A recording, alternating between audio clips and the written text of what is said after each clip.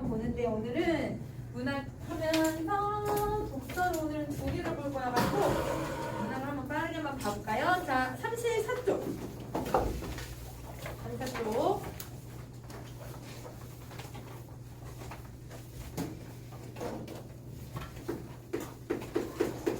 자, 여러분 저번 시간에는 문학을 읽을 때 선생님이랑 시대적인 배경을 찾아내려고 일부러 보기를 안 내고 문제를 풀었어요. 그런데 오늘은 우리 보기를 먼저 보고 작품을 한번 해석해 볼 건데, 자, 여러분 우선 제목을 먼저 봐주세요.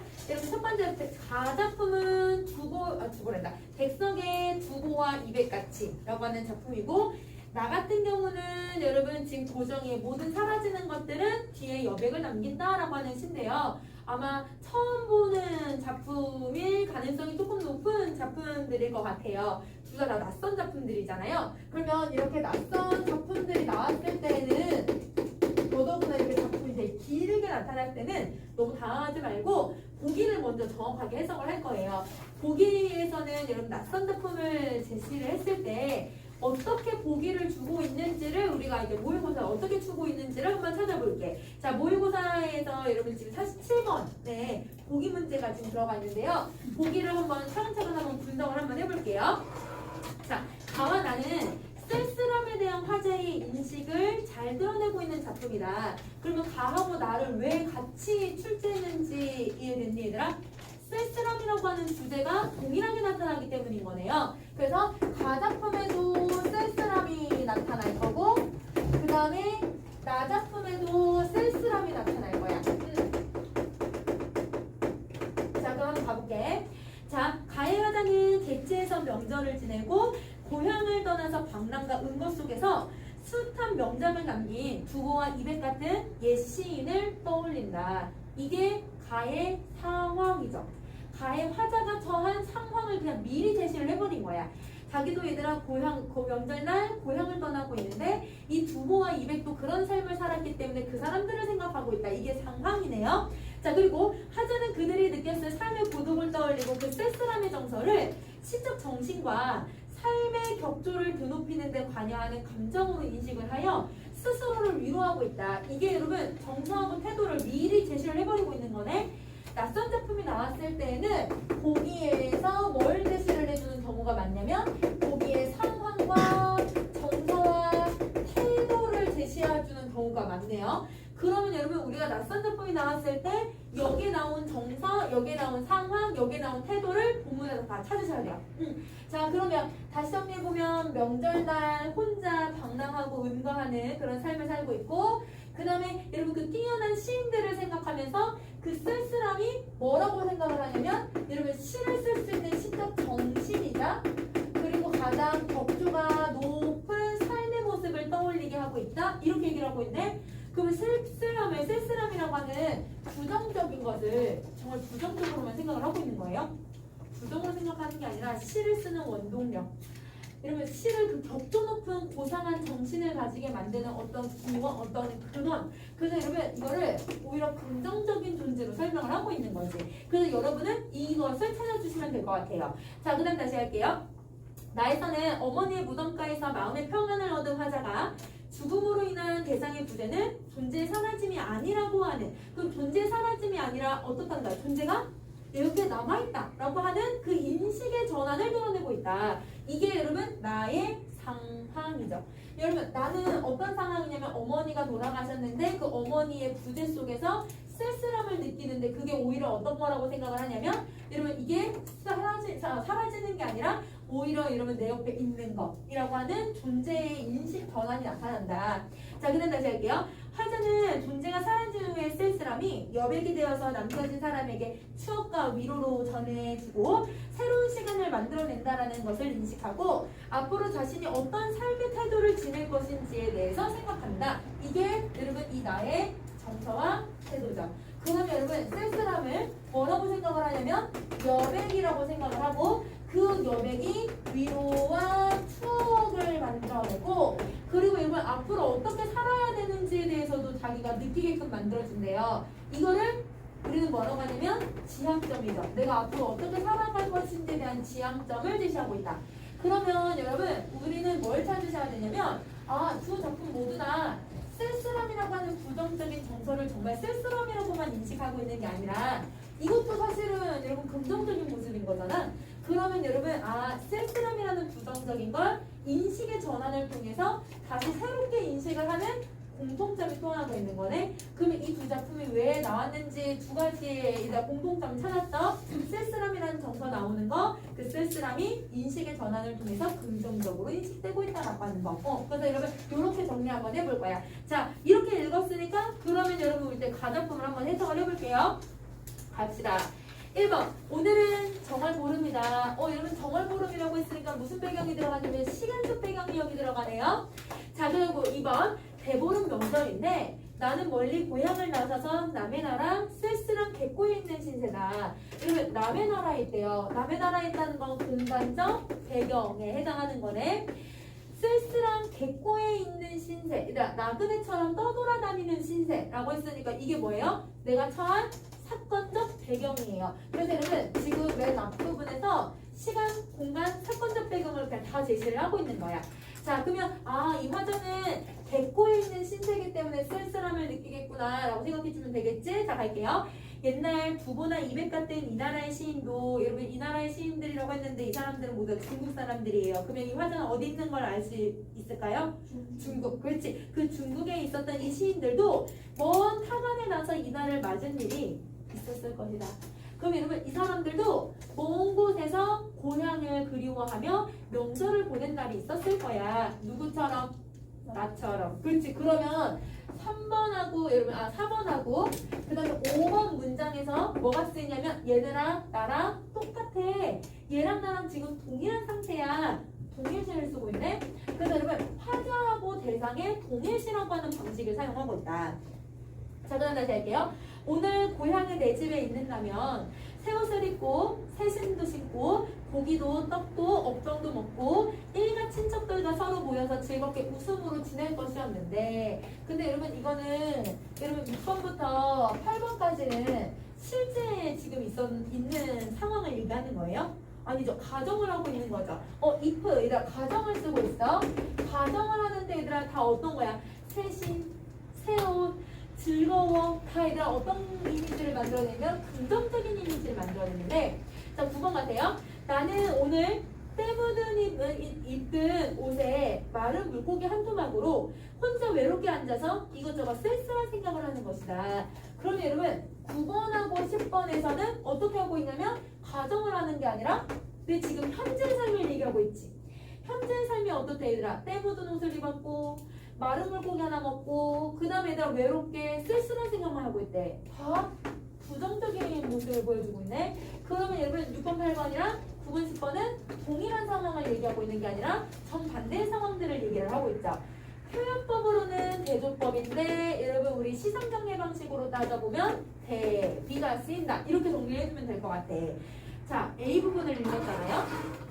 그러면 문제로 가서 A 답을 고릅시다. A 답을 고릅시다. 자, 여러분 A가 들어간 게 45번이에요. 그래서 여러분 45번에 A에 대한 설명만, 기억, 니은, 디귿만 한번 볼게요. 기억, 니은만 볼게요. A는 고향에서 명절을 새 것의 이미지로, 타향에서의 명절을 낡은 것의 이미지로 연결을 하여 현재 자신이 처한 상황을 대비적으로 제시하고 있다. 이거 맞는 거니? 새 거, 낡은 거, 대비. 맞는 거네. 그러면 여러분 기억이 안 들어가는 답이 될 수 없는 건 지워버리가 3번, 4번, 5번 답이 될 수 없죠. 그럼 우리가 답을 볼 수 있는 건 그럼 뭐만 보시면 돼요? 디귿과 1번, 2번. 그치? 1번, 2번에 있는 디귿과 미음만 답을 확인해주면 될 것 같아. 자, 이거는 이제 B부분 가서 다시 한번 읽어볼게. 자, 앞으로 가자. 자, 11번. 옛날 그 두보나 이백 같은 이 나라의 시인도 이날 이렇게 마른 물고기 한 토막으로 외롭게 쓸쓸한 생각을 한 적이 있었을 거다. 여러분 11번, 12번. 이 나라의 시인들도 나처럼 이랬을 거야. 또 뭐 하고 있는 거예요? 또 동일시를 하는 거지. 동일시를 9번에 이어서 하고 있는 거예요. 자, 13번째.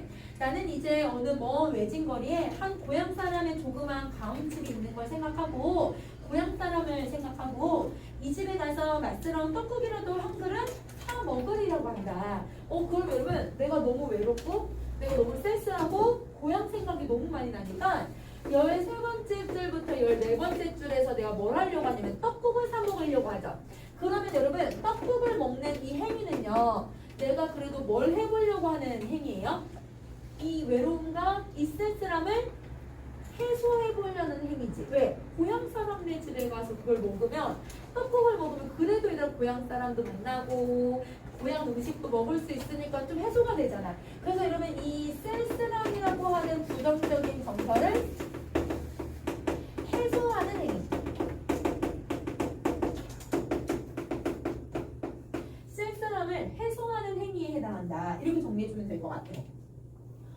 자, 그 다음에 다시 한번 가볼게. 우리네 조상들이 먼 옛날로부터 대대로 이 나라에는 의뢰의 그러하면서 오듯이 먼 타간에 난 그 두고나 이백 같은 이 나라의 시인도 이날은 그 어느 한 고향 사람의 주막이나 반관이나 조그만 음식점 이곳을 찾아가서 그 조상들이 대대로 하던 본대로 원소라고 하는 떡을 입에다 대며 스스로 마음을 느끼고 해소하면서 위안하지 않았을까.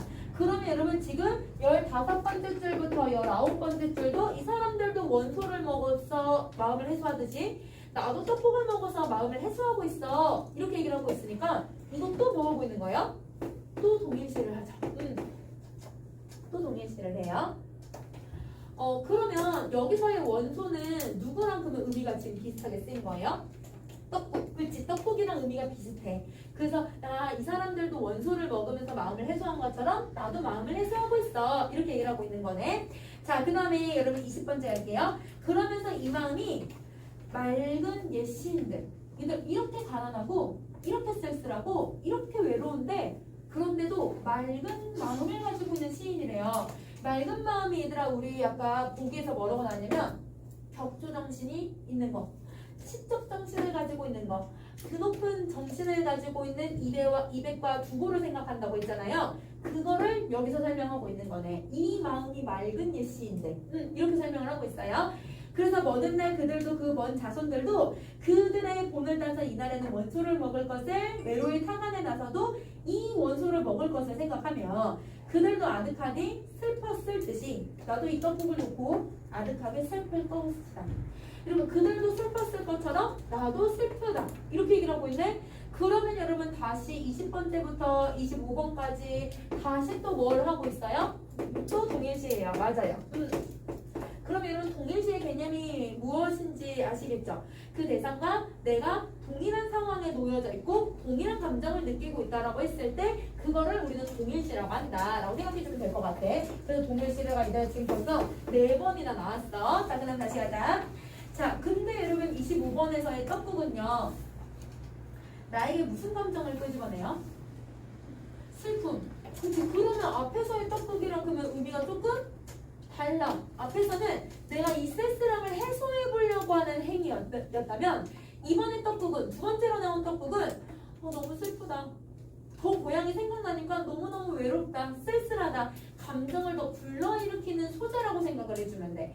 지문 안에서도 똑같은 시어여도 다른 의미로 쓰일 때가 있어. 그래서 여러분 여기서는 내가 그래도 뭔가 이겨내보려는 행위라면 두 번째에 있는 떡국은 그렇지 않다라고 생각해 주시면 돼요. 자, 그러면 여기서 여러분 두 번째 떡국은 선생님 이거 지우고 다시 쓸게 얘들아. 자, 두 번째 떡국은 어떤 이미지로 쓰고 있는 거냐면 내 어떤 슬픔과 비애를 더 끄집어내고 여러분 이거를 더 심화시키는 역할을 하잖아요. 자, 감정을 끄집어내는 것을 환기라고 얘기를 해요. 그러면 여러분 이 떡국은 감정을 심화시키는 역할도 하고 환기시키는 역할을 하니까 얘를 보면 우리는 이제 문학에서 뭐라고 얘기하냐면 내 감정을 대신 표현해주는 객관적 상관돌이라고 하죠. 감정을 끄집어내주고 있는 역할을 하고 있는 거야. 그래서 여러분 똑같은 떡국이어도 다른 의미를 가질 수 있다. 똑같은 시어여도 다른 의미를 가질 수 있다 라고 생각해 주시면 돼요. 자, 그럼 다시 갑시다. 여러분 감정이 탁 터지네요. 자, 이 영감법을 통해서 감정의 고조를 얘기를 하는 거죠. 왜 고조가 됐어 얘들아? 누구 때문에 고조가 된 거야? 객관적 상관물 때문에 감정이 고조가 됐으니까 이렇게 터지는 거죠. 자, 이 정월 대보름 명절인데 거리에는 오독독이 탕탕 터지고 얘들아 폭죽이야 폭죽. 폭죽이 탕탕 터지고 호국 얘들아 악기 소리예요. 악기 소리가 삘삘 높아서 내 쓸쓸한 마음에는 자꾸 이 나라의 옛 시인들이 그들의 쓸쓸한 마음이 생각이 난다. 그러면 여러분 여기서 오독독이랑요. 그 다음에 호공 소리가 들리는데 무슨 이미지를 두드러지게 쓰냐면 소리니까 청각적인 이미지를 두드러지게 쓰잖아요. 그러면 이 청각적인 이미지를 사용을 해서 뭘 하고 있냐면 얘네들은 시끄러워. 명절이 너무 바빠. 명절이 너무 신나고 바쁘고 막 얘들아 지금 막 유쾌해. 근데 내 마음은 안 그러잖아.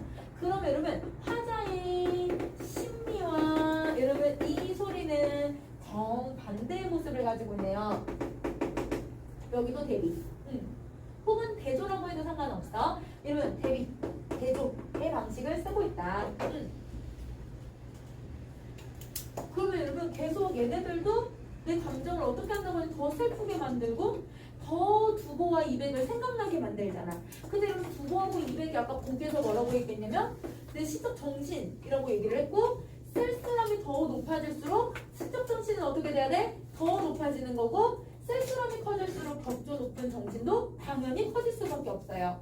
그래서 내가 쓸쓸함이 커지는 만큼 나도 이 사람들처럼 이렇게 시를 써야겠다라고 하는 마음이 더 커지고 있다라고 생각을 해주시면 돼요. 자, 그 다음에 29번 내 쓸쓸한 마음은 아마 두보나 이백 같은 사람의 마음일지도 모른다. 그럼 여러분 29번에서 다시 뭘 해주고 있어? 이 사람의 마음이나 내 마음은 똑같다 라고 하고 있으니까 여기서도 동일시 5번째 하고 있다. 아무려나 이것은 예투의 쓸쓸한 마음이다. 여러분 예투니까 옛날의 말투예요. 옛날의 말투를 가지고 있는 사람이니까 여러분 누구를 얘기하는 거냐면 두보와 이백을 얘기하겠죠.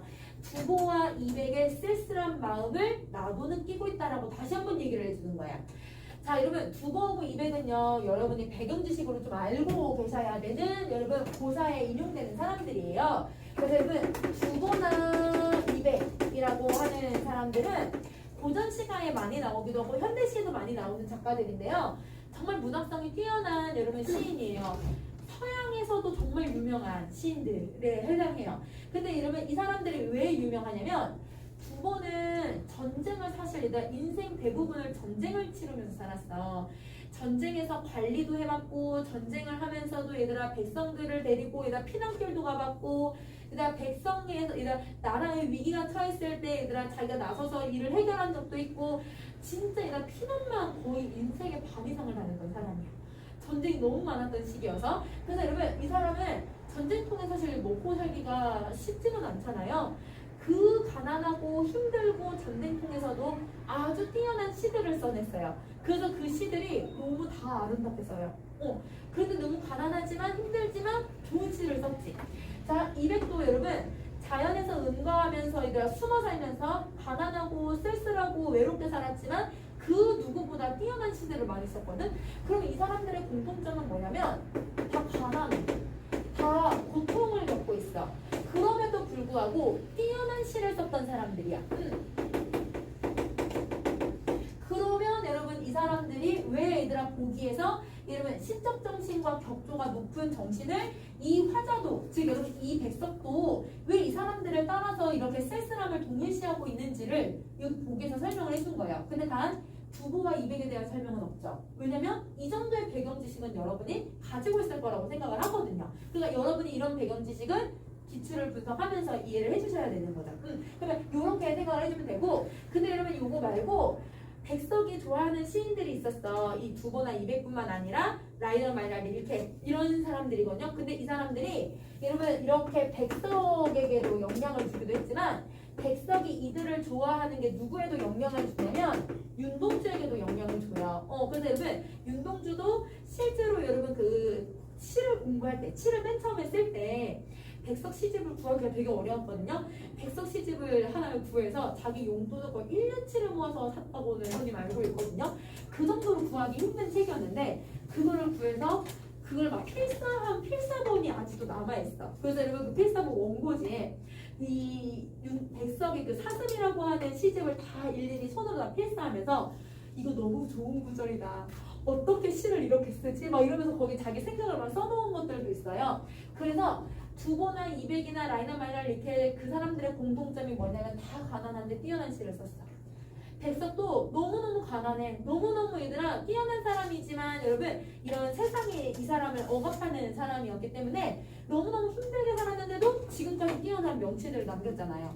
그게 이 사람에게도 영향을 줘. 그래서 이런 거는 약간 배경 지식으로 좀 알아주면 좋을 것 같아. 자, 그러면 다시 여러분 이렇게 정리를 했으니까 왜 그러면 여러분 이 가해 작품에서 동일시를 많이 쓰는지 이해되세요?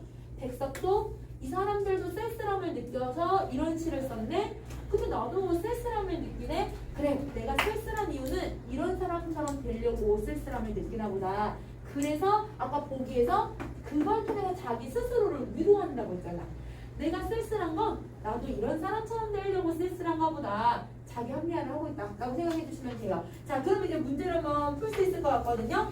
여러분 아직 45번은 우리 나를 안 봤으니까 못 풀잖아요. 그러니까 여러분 46번에 1, 2, 3번 47번에 1, 2, 3번 요거는 여러분이 지금 한번 풀어보실래요?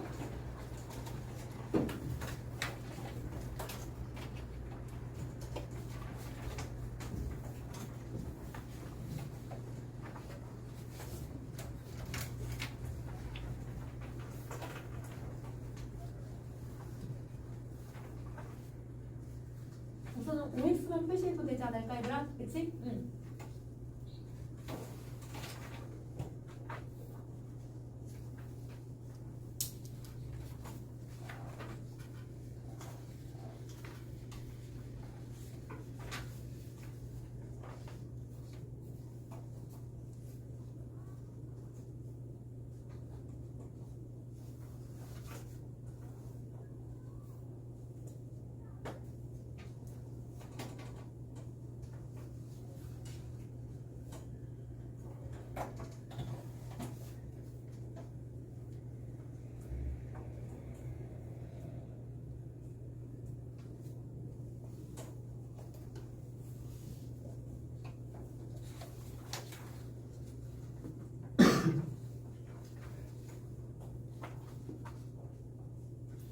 자, 선생님 볼게. 46번에 1번. 기억이 원소였는데 이건 상상하는 장면 맞죠? 왜냐면 이 사람들이 이런 걸 먹었을 거야. 추측을 한 거니까.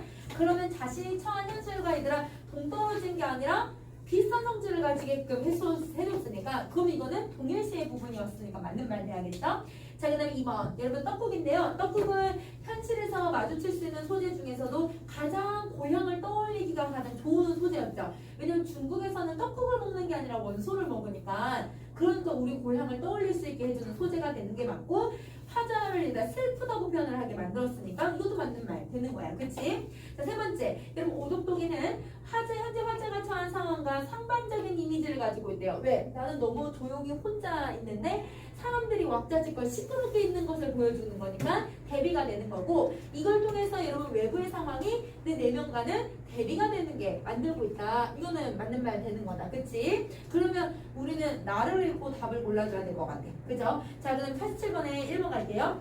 가해 대보름 명절이라고 하는 시간적 배경과 공간적 배경을 화자의 처지를 쓸쓸하고 외롭게 만들고 있다. 우리가 아까 찾았던 시간적 배경, 공간적 배경, 사건적 배경이니까 이거 다 맞는 말 돼야겠지. 그치? 자, 2번. 가해 두보와 이백 같은 이 나라의 시인도 스스로의 마음을 느끼고서 미안하지 않았을까라고 하는 건 화자의 이 추측은 자신의 외로운 처지를 스스로 위로하고 있는 행위라고 봐도 된다. 그쵸? 이 사람들도 쓸쓸했으니까 나도 쓸쓸하니까 나도 이런 시를 쓸 수 있을 거야. 이렇게 생각하는 게 위로인 거지. 자, 3번. 가의 쓸쓸한 마음은 예투의 쓸쓸한 마음으로 연결한 건 삶의 격조와 예술적 경지에 대한 화자의 지향점이라고 봐도 된다. 그래서 계속 동일시를 시켰다. 그럼 이것도 맞는 말 되죠. 얘도 나를 읽고 답을 골라야 될 것 같아. 그치? 자. 여기 아까 여기 나와 있는 내용들로 선생님이 짜맞춰서 작품을 해석하긴 했어요. 여러분 지금 선생님이 이렇게 내용들을 써놨는데 이 내용과 보기의 내용 아까 같이 읽어봤잖아요. 그걸 가지고 이 작품은 여러분이 처음 보는 시들일 테니까 요거를 이 키워드들을 다 본문에 다 찾으셔서 여러분이 한번 해석을 해보시고 여러분이 해석한 걸 여러분이 찾으신 게 선생님이랑 찾는 게 맞는지를 비교를 한번 해봐. 그러면 보기에 이런 내용이 나왔는데 왜 나는 이거를 여기서 못 찾았지? 라고 비교가 되면 그걸 볼 때 이런 키워드 키워드를 예로 해석을 해야 되는 거구나. 선생님이랑 비교를 한번 해보자. 알겠지? 여러분이 한번 해석을 할 거예요. 자, 문제는 안 풀 거고 나 작품만 읽고 여기 아까 보기에 나왔던 키워드들을 여러분 다 찾으셔야 돼요. 알겠죠? 해봅시다.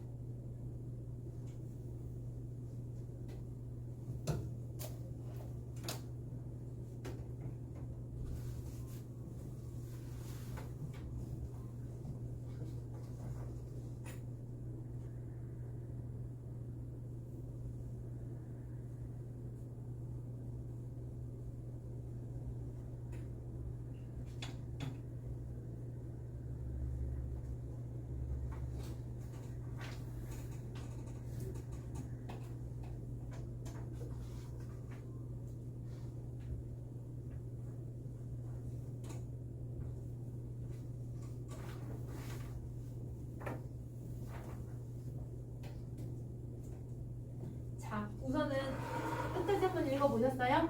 자, 그러면 선생님이랑 1년부터 한번 가볼게요. 무덤에 잠드신 어머니는 천산지에 큰 여백을 걸어두셨다. 그럼 아까 우리 복에서 어떤 부재가 나오는데 그 부재로 인한 쓸쓸함이 여백이라고 얘기를 했거든. 그러면 여기서의 부재는 누구의 부재냐면 어머니에 대한 부재고, 그 어머니에 대한 부재에 대해서 그러면 여러분 사랑하는 어머니가 돌아가셨는데 그거에 대한 쓸쓸함을 느낄 수밖에 없잖아요. 그거를 뭐라고 표현하는 거예요? 여백을 걸어놓으셨다, 이렇게 얘기를 하는 거예요. 그럼 어머니가 떠나서 내가 느끼는 그 뭐라고 하지? 엄마가 떠난 후에 느끼는 어떤 쓸쓸함, 외로움, 안타까움, 이 모든 감정을 여백이라고 표현을 한 거야. 자, 말씀보다 큰 여백을 걸어두셨다. 어머니가 이제 나에게 더 이상 말을 해주실 수 있을까요? 어머니가 이제 더 이상 나에게 말을 해줄 수가 없어. 그러니까 말씀은 못하시고 뭐만 남겨주신 거야? 여백만 남겨주셨다. 이렇게 얘기를 하고 있는 거야.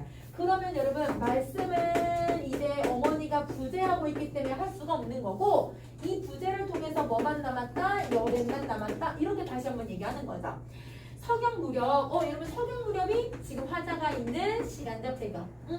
자, 동산에 올라가 적송박 그 여백 아래 앉아 있으면 그 여백이 어디야? 엄마의 무덤가를 얘기하는 거겠지. 무덤에 여백을 걸어 놓으셨다고 했으니까. 그러면 무덤가에 적송박과 동산 위에 있는 적송박 엄마 무덤이 공간적 배경이죠. 거기서 지금 이 사람은 뭘 하고 있어요? 앉아있으면. 그럼 여러분 앉아있으면이 사건적 배경이죠. 내가 하고 있는 행동에 해당해요.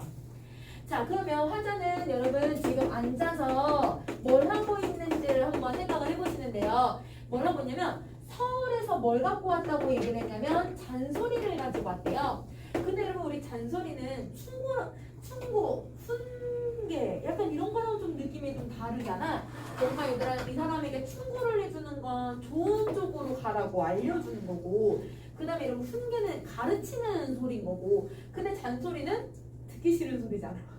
지금 듣기. 여러분 혹시 그거 보셨어요? 유퀴즈에서 어떤 애기가 여러분 잔소리랑 충고의 이게 차이점이 뭐니? 듣기 싫은 거 아마 그런 얘기 했을 걸. 듣기 싫고 상대방이 어떠냐에 따라 다르다 이렇게 얘기한 거잖아요. 듣기 싫은 거예요. 그러면 이 잔소리를 잔뜩 가지고 왔는데 어디서 갖고 왔냐면 서울이라고 하는 곳에서 가지고 왔대요. 그럼 도시라고 하는 이미지를 생각을 해보시면 도시에서 얘들아 잔소리를 가지고 왔다라고 하는 건 잔소리는 내가 듣기 싫어. 그럼 나에게 어떤 감정을 불러일으키는 거냐면 부정적인 감정을 불러일으키는 거. 혹은 도시에서 내가 느끼게 되는 어떤 여러분 복잡한 생각, 복잡한 번뇌. 그럼 여러분 내가 서울에서 잔뜩 고민하고 부정적으로 생각하고 듣기 싫은 것들을 가지고 왔는데 그럼 마음이 지금 편안한 상태야?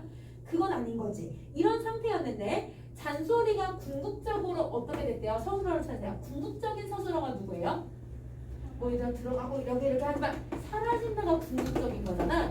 그러면 여러분 앞에 중간에 있는 말도 그냥 다 생각해도 돼. 어디로 들어가다 그냥 표현법이 있으면 표현법만 확인해주면 되고, 잔소리가 주체니까 잔소리가 뭘 했는지만 찾으면 돼. 잔소리가 사라졌어. 어디에 있으니까? 엄마 무덤가에 앉아있으니까 이게 사라졌어. 긍정적인 거네. 그럼 여러분 지금 뭘 한 거냐면 마음이 너무 복잡하고 마음에 번뇌가 있었는데 엄마의 무덤 근처에 앉아있고 여백 근처에 있으니까 오히려 이게 사라지면서 마음에 위안이 생긴 거야. 그러면 여러분 여기서 마음의 위로를 받았다 라고 봐도 되겠지. 그치? 그리고 뭐라고 얘기했냐면 여백이라고 하는 거나 부정적인 거는 이 부재를 어떤 거라고 했냐면 인식의 전환을 통해서 사라지지 않는 것이라고 생각을 했잖아요. 엄마는 세상을 떠나서도 엄마의 무덤 곁에서 내가 앉아있으니까 엄마가 살아있었을 때 나를 위로해준 것처럼 여기서도 또 엄마에게 이런 걸 느끼고 있는 거네. 그러면 여러분 여기서는 이게 인식의 전환을 통해서 이렇게 부정적인 것을 이곳에 오면 긍정적인 것으로 바꿀 수 있구나라고 하는 나의 인식의 전환과 부재가 부정적인 것이 아니라 사라지는 것이 아니라 남아있는 거구나 이렇게 생각을 해서 인식을 바꿀 수 있게 만들어준 거죠. 자, 그 다음에 이어갈게요. 여러분 여기도 영탄법을 써요. 우리 아까 여러분 가에서의 영탄법은 어땠어요? 내가 감정이 막 슬픈 감정이 고조가 되어서 내 감정을 고조시켰다면 여기서의 이거는 내가 지금 기분이 너무 좋지. 왜? 마음이 해소가 됐으니까. 그리고 내가 지금 부정적인 게 이게 남아있는 거구나. 인식의 전환을 했잖아. 그러면 여러분 이거는 내가 어떤 것을 깨달았을 때 느끼는 영탐적인 어조를 얘기하고 있는 거죠. 이거는 긍정적인 말투일 거야. 모두 사라지는 것들 뒤에 남아있는 둥근 여백이요. 기안길이요. 그럼 여러분 사라지는 것이 지금 여기서는 누구밖에 안 나왔어요? 모든 사라지는 것이라고 했지만 여기서 사라진 게 누구예요? 엄마예요. 물론 여러분 잔소리도 있는데 우선은 여기서 사라지는 게 남겨져 있어야 되잖아. 사라지면서 남겨주는 게 어머니인 거지. 그치? 어머니인데 이 어머니가 남겨주신 게 뭐가 남겨주셨다? 여백을 남겨주셨고 뭐만 또 남겨주셨냐면 기안길을 남겨주셨대요. 근데 우리 아까 여백에서는 뭘 했어요? 마음의 위로를 느꼈죠. 그래서 그러면 귀향길은 그럼 뭘 얘기하고 있는 걸까? 귀향길도 그러면 어머니를 지금 귀향길이라고 표현을 하고 있는데 이 귀향길이 뭘까? 귀향길은 뭐냐면 내가 걸어온 길을 얘기를 해. 그럼 내가 걸어온 길은 지나간 거잖아. 그러면 여러분 지나간 거라는 거는 앞으로 올 게 아니라 지나간 것들에 대한 이야기거든? 그럼 아까 우리 보기에서 지나간 거에 대한 이야기를 하고 있는 게 하나 있잖아요. 추억. 그래서 여러분 대부분 시에서 뒤안길은 추억을 상징을 해요. 그래서 여러분 이거는 추억을 여기에 연결해주면 돼. 여러분이 만약에 추억을 어디에서 찾아야 되지? 라고 하는 게 바로 이연에서 찾아주면 되는 내용이었어. 자, 그 다음 다시 할게. 모든 부재 뒤에. 그럼 여기는 모든 부재가 누구라고? 어머니. 어머니가 죽으신 후에 떠오르는 존재야. 그럼 여러분 어머니가 부재한다라고 하는 거나 사라진다라고 하는 거는 소멸의 이미지잖아요. 근데 그 소멸의 이미지가 남아있고 떠오르고 있대요. 남아있고 떠오른다는 건 다시 어떻게 하는 거예요? 만들어지는 거죠. 소멸이 오히려 생성이다. 소멸이 꿀 생성이라고 생각을 하는 거야. 여백이란 쓸쓸함이구나. 쓸쓸함 또한 여백이구나. 그래서 여백은 탄생이구나. 그럼 여러분 다시 정리해봐. 엄마가 돌아가시니까 내가 쓸쓸함을 느꼈는데 그 쓸쓸함을 내가 뭐라고 얘기를 하냐면 여백이라고 느꼈어. 근데 그 여백을 다시 또 뭐라고 얘기를 해요? 탄생이래요. 그러면 소멸이고 생성이다 라고 얘기를 하고 있는 거지. 완전 얘들아 역설적이게 인식을 바꾸고 있다라고 생각을 해주면 되는 거야. 자, 나도 너로부터 사라지는 날. 여러분 나도라고 했으니까 도는 어떨 때 쓰는 보조사예요? 똑같을 때 쓰는 표현이지. 그럼 여러분 이 도라고 하는 보조사는 여러분 현대시에서 좀 잘 기억해주면 좋겠어. 걔랑 나랑 그 대상이랑 나랑 똑같은 상황을 얘기를 해요. 그럼 잡으세요. 어머니가 여러분 돌아가셔서 이 나라고 하는 화자에게 여백을 남겨주시면서 내 마음이 어떻게 했어요? 해소가 되고 추억도 떠오르고 엄마에 대한 기억들이 막 떠올라요. 자, 그러면 나도 너로부터 사라질 때라고 했으니까 내가 만약에 죽으면 이걸 가정하고 있네. 내가 만약에 죽으면 너에게 내 마음의 잡초가 다 쓰러진 뒤. 그럼 여기서 잡초가 다 쓰러진다는 건 진짜 잡초가 있다는 건 아니라 내가 죽으면 이런 말이 똑같은 거네. 내가 죽으면 네 사립에 걸린 노을 같은 아니면 네 발 아래로 쟁쟁쟁 흘러가는 신음물 같은 고요한 여백으로 남고 싶다. 얘들아 뭐뭐 같은 이란 말은 썼지만 사실 여기 이미 뭐라고 했어? 나도 너에게 여백으로 남고 싶다. 그러면 자 나는 엄마의 죽음을 통해서 여러분 추억을 얻었고 위로를 받았고 여백을 받음으로써 내가 엄마에 대해서 어떤 인식의 전환도 생겨났고 마음의 해소도 하게 된 거잖아요. 그러면 내가 죽었을 때 너에게도 여백으로 남고 싶다라고 하는 건 너에게도 나가 어떤 존재였으면 좋겠다. 추억이 되는 존재였으면 좋겠다. 내가 너에게 위로가 되는 존재였으면 좋겠다. 내가 너에게 인식의 전환이 될 수 있는 그런 존재가 됐으면 좋겠다. 너에게 어려운 마음이 있으면 해소가 되는 그런 마음이었으면 좋겠다. 이렇게 얘기를 하고 있는 거야. 그러면 나도 너에게. 그래서 어디가 있으면 그 아래 네가 앉아있으면. 여러분 아까 나가 어디 앉아있었어요? 어머니 무덤 옆에 적송밭 아래에 앉아있었잖아요.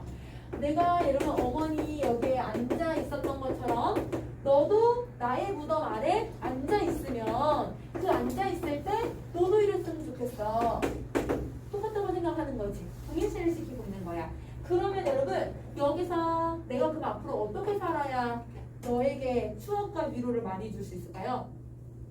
함께 해야겠지. 앞으로 너에게 내가 따뜻한 사람이 돼줘야 여러분 이렇게 떠올리겠지.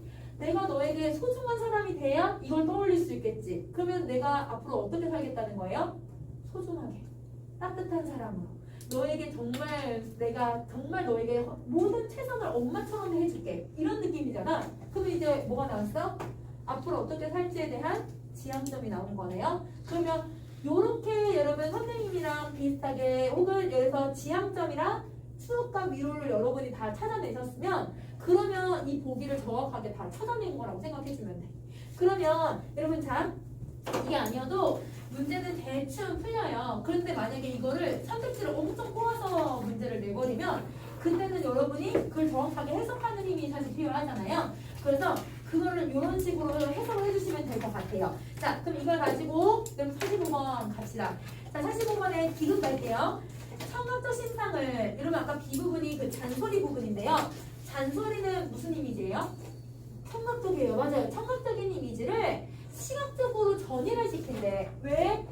사라지고 사라지고 얘들아 어디로 보내고 바다로 갔다가 막 이렇게 얘기를 하고 있잖아. 그러면 여러분 이게 청각을 의도적으로 시각처럼 표현하고 있는 청각의 시각화. 이거를 우리 뭐라고 불러? 건강학적 이미지라고 부르네. 자 여러분 얘를 다시 또 뭐라고 불러요? 감각의 전이라고 하죠. 오케이 그러면 여러분 여기 전이라는 말도 쓰이죠. 그래서 감각의 전이이자 공간학적 이미지라고 생각해 주시면 돼요.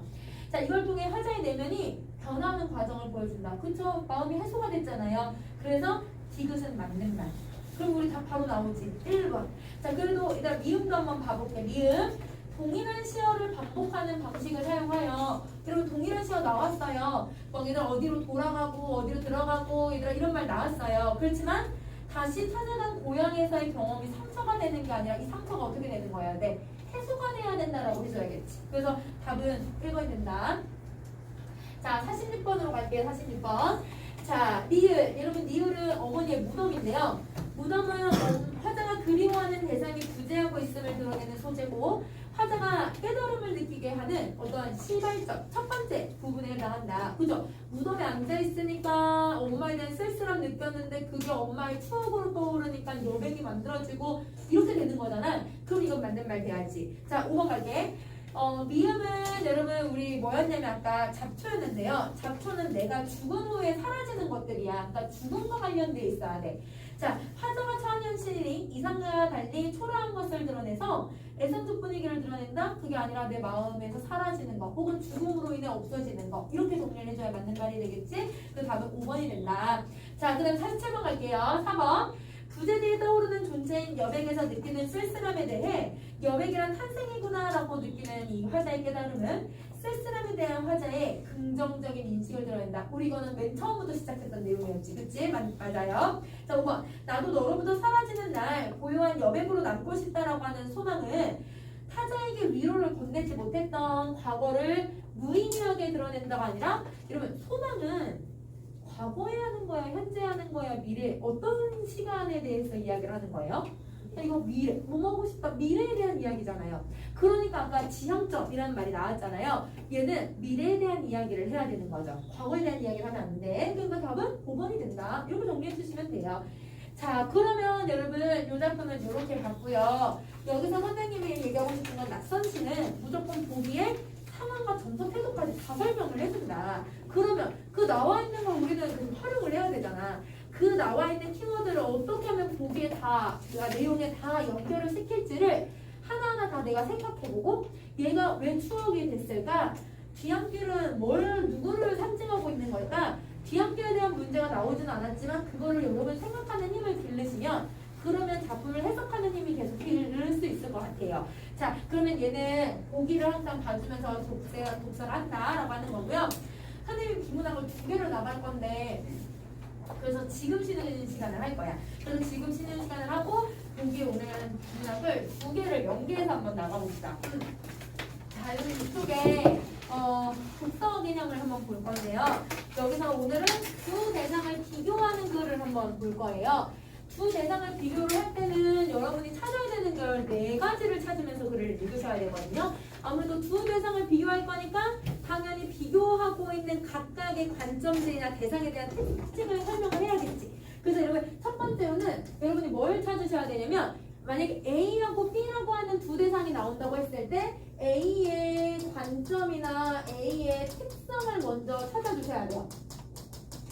이걸 먼저 찾아주시고 그 다음에 당연히 B에 대한 관점하고 특성을 찾아야겠지. 그래서 B의 관점과 특성을 찾고요. 자, 그 다음에 이제 세 번째는 뭘 해야 되냐면 두 개가 비교가 됐을 때는 당연히 공통점도 있지만 차이점도 찾아야 될 것 같아.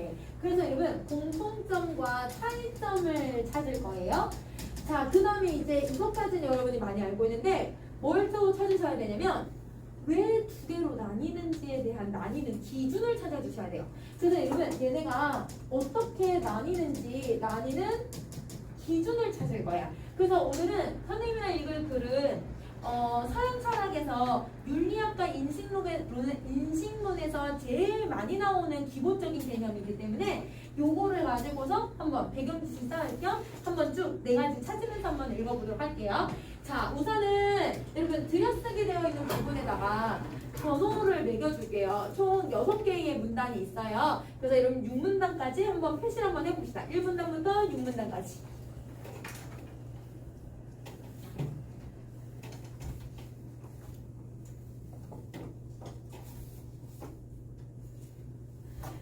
자, 가볼게요. 1문단 봅시다. 1문단. 가치란 무엇인가? 라고 하는 질문에 대답하기 위해서는 사실 판단과 가치 판단을 구별할 필요가 있다. 그러면 사실 판단과 가치 판단을 구별을 해야 뭐에 대해서 물어볼 수 있대? 가치가 무엇인지에 대해서 설명할 수가 있대. 자, 사실 판단이 가치한 대상의 관찰 가능한 측면을 기술해서 열거를 한다면 가치 판단은 사물이나 아니면 사실의 가치를 평가해서 이야기를 한다. 그럼 여러분 예를 들면 요 우리 교재가 다 파란색 표지로 되어 있단 말이에요. 파란색 표지로 되어 있다라고 하는 건 사실 판단이겠죠. 그런데 요게 뭐 예쁘다 안 예쁘다 이런 것들은 여러분 가치 판단에 대해서 얘기를 하겠지. 그러면 가치 판단은 어떤 그 대상을 바라보면서 내가 생각하는 거. 근데 그게 단순하게 관찰이 가능한 건 사실 판단. 이렇게 생각을 해주면 돼요. 자, 그렇다면 가치 있는 대상은 우리가 그것을 가치 있다고 평가하기 때문에 가치가 있는 걸까?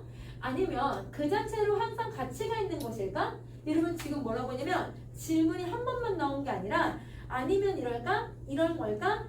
질문이 여러 번이나 반복이 되고 있어. 그러면 이렇게 여러분 질문이 연속적으로 제시될 때 이런 경우는 질문이 한 번만 제시되면 그냥 다음에 나올 내용이 뭔지만 설명을 하거든요.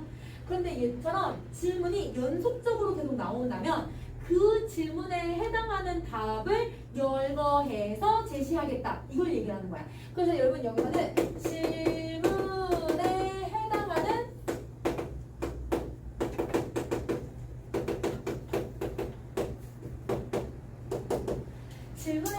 대상을 나열해서 제시하겠다. 그럼 여기서는 질문 두 가지가 나왔으니까 여기서 전자의 질문이 어떤 대상을 하나 가르칠 거고 그 다음에 후자의 질문이 또 다른 대상을 가리키지 않을까? 이렇게 여러분 생각해 주시면 돼요. 그러면 전자는 여러분 어떤 대상을 우리가 가치 있다고 평가하기 때문에 쉽게 말하면 가치 판단을 하기 때문에 가치가 있는 걸까? 아니면 그 자체로 가치가 있는 걸까? 두 가지로 구분을 한다는 뜻이야.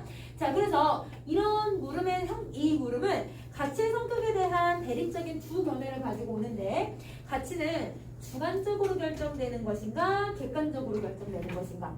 그러면 여러분 앞에 게 여러분 우리의 생각에 따라서 가치가 평가된다고 보는 입장이잖아요. 그러면 이게 바로 주관적에 대한 설명인 거고 얘는 그 자체로 평가가 된다고 했으니까 이게 객관적에 대한 설명을 얘기하는 거겠지. 그래서 여러분 여기는 주관적에 대한 내용과 객관적에 대한 내용을 설명할 것이다 라고 하는 것을 보여주고 있다. 이렇게 생각을 해주시면 돼요. 이게 지금 우리가 찾아야 되는 A와 B의 관점이에요. 자, 이게 A와 B의 관점. 주관적이라고 하는 거는 사람마다 다 다르게 받아들이는 거잖아. 그리고 객관적은 누구나 다 똑같이 받아들이는 것을 얘기하는 거고 그러면 그 두 가지를 이제 한번 비교 한번 해볼게요. 자, 두 번째 문장 갑시다. 가치가 주관적으로 평가된다라고 하는 생각은 주관적으로 평가된다는 생각은 가치론이 형성되는 19세기 이전부터 일상에 만연했던 것이다. 고대 그리스의 소피스트부터 근대의 홉스, 휴움, 스피노자라고 혹은 넓게 보면 모두 다 주관주의자들에 해당한다. 자, 이러한 인식은 개인의 취향은 논의될 수 없다라고 하는 라틴어의 격언에 의해서 결정이 된다. 여러분의 이상형이 여러분 만약에 좋아하는 사람 이상형이 여기 있는 사람이 다 똑같을까요? 이상형이 다 다를걸? 그러면 가끔 이럴 때 있어. 막 우리 친구들이 이제 선생님 친구들이 이제 결혼할 때 되면 남자친구를 이제 결혼할 남자친구를 이제 소개를 막 해줘요. 그럼 내가 속으로 우리가 우리 친구 너무 아깝다 이런 애가 있고 아니면 괜찮네 라고 하는 그런 사람도 있어. 그럼 우리 친구가 아까우면 도대체 왜? 도대체 내 친구는 도대체 눈이 어디에 이제 콩깍지가 씌어가지고 쟤를 좋아하지? 약간 이럴 때가 있어. 그럼 이제 정말 외모가 아니라 다른 많은 것들을 이제 보고 이제 결혼을 하는 건데요. 그러면 여러분 약간 그럴 때 있잖아. 우리가 봤을 땐 아닌데? 쟤는 좋대. 너무 좋대. 너무 사랑에 빠져. 너무 어디가? 귀엽대. 너무 어디가? 이렇게 하는데요. 이거는 개인의 취향인 거잖아요.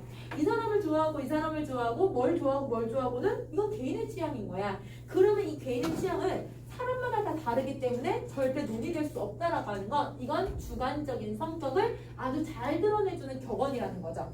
자, 그래서 현대에 들어서 가치에 대한 주관주의를 가장 정교하게 설명한 사람이 미국의 철학자 페리이다. 그러면 이제 우리는 주관적인 입장을 가지고 있는 사람들을 찾아야 되잖아요. 주관주의의 입장을 설명하는 사람이 지금 누구냐면 뭐 앞에 여러분 뭐 스피노자, 휴 뭐 이런 사람들 나오기는 했지만 페리를 가지고서 주관주의에 대해서 설명을 하려고 한대. 그러면 페리의 입장 이꼴 주관주의라고 생각하면서 정리해주면 되겠지. 자, 그럼 가볼게요. 페리는 가치 일반 이론에서 가치를 관심의 관점에서 정의하면서 관심의 대상이 되는 건 그 자체로 가치가 부여된다고 하고 그것이 어떤 대상이든 관심만 주어지면 가치를 획득한다고 설명한다. 그러면 여러분 내가 관심만 있으면 뭐가 생긴다고 생각하냐면 가치가 생긴대요. 관심이 없으면 가치가 안 생긴대. 그럼 만약에 여러분 내가 누군가를 좋아하는데 그 사람을 내가 관심을 갖기 시작을 하면 나에게 어떤 소중한 가치가 생기는 거고 내가 그 사람 꼴보기도 싫어. 그냥 아예 관심 1도 없어. 무관심. 왜냐면 무관심. 그러면 나한테 가치가 당연히 없는 거지. 그래서 가치가 있다 없다를 관심으로 평가를 하겠다는 거야. 자, 그럼 다시 할게요. 자, 이 그는 선으로부터 욕구가 비롯되는 게 아니라 욕구로부터 선이 생겨난다라고 강조하면서 여기까지 갑자기 얘들아 우리 관심 가치에 대해서 얘기를 했는데 여기서 갑자기 다른 용어들이 나왔어. 뭐라고 나왔냐면 욕구에서부터 선이 만들어진다라고 설명을 했잖아요. 근데 앞에서도 여러분 관심에 의해서 가치가 만들어진다고 얘기를 했어요. 그러면 다른 말로 지금 풀어서 설명을 한 거야. 누구하고 누가 똑같은 말이냐면 관심과 욕구가 똑같은 말. 선과 가치가 똑같은 말. 이렇게 생각을 해주면 돼. 갑자기 뜬금없는 말로 나올 때는요.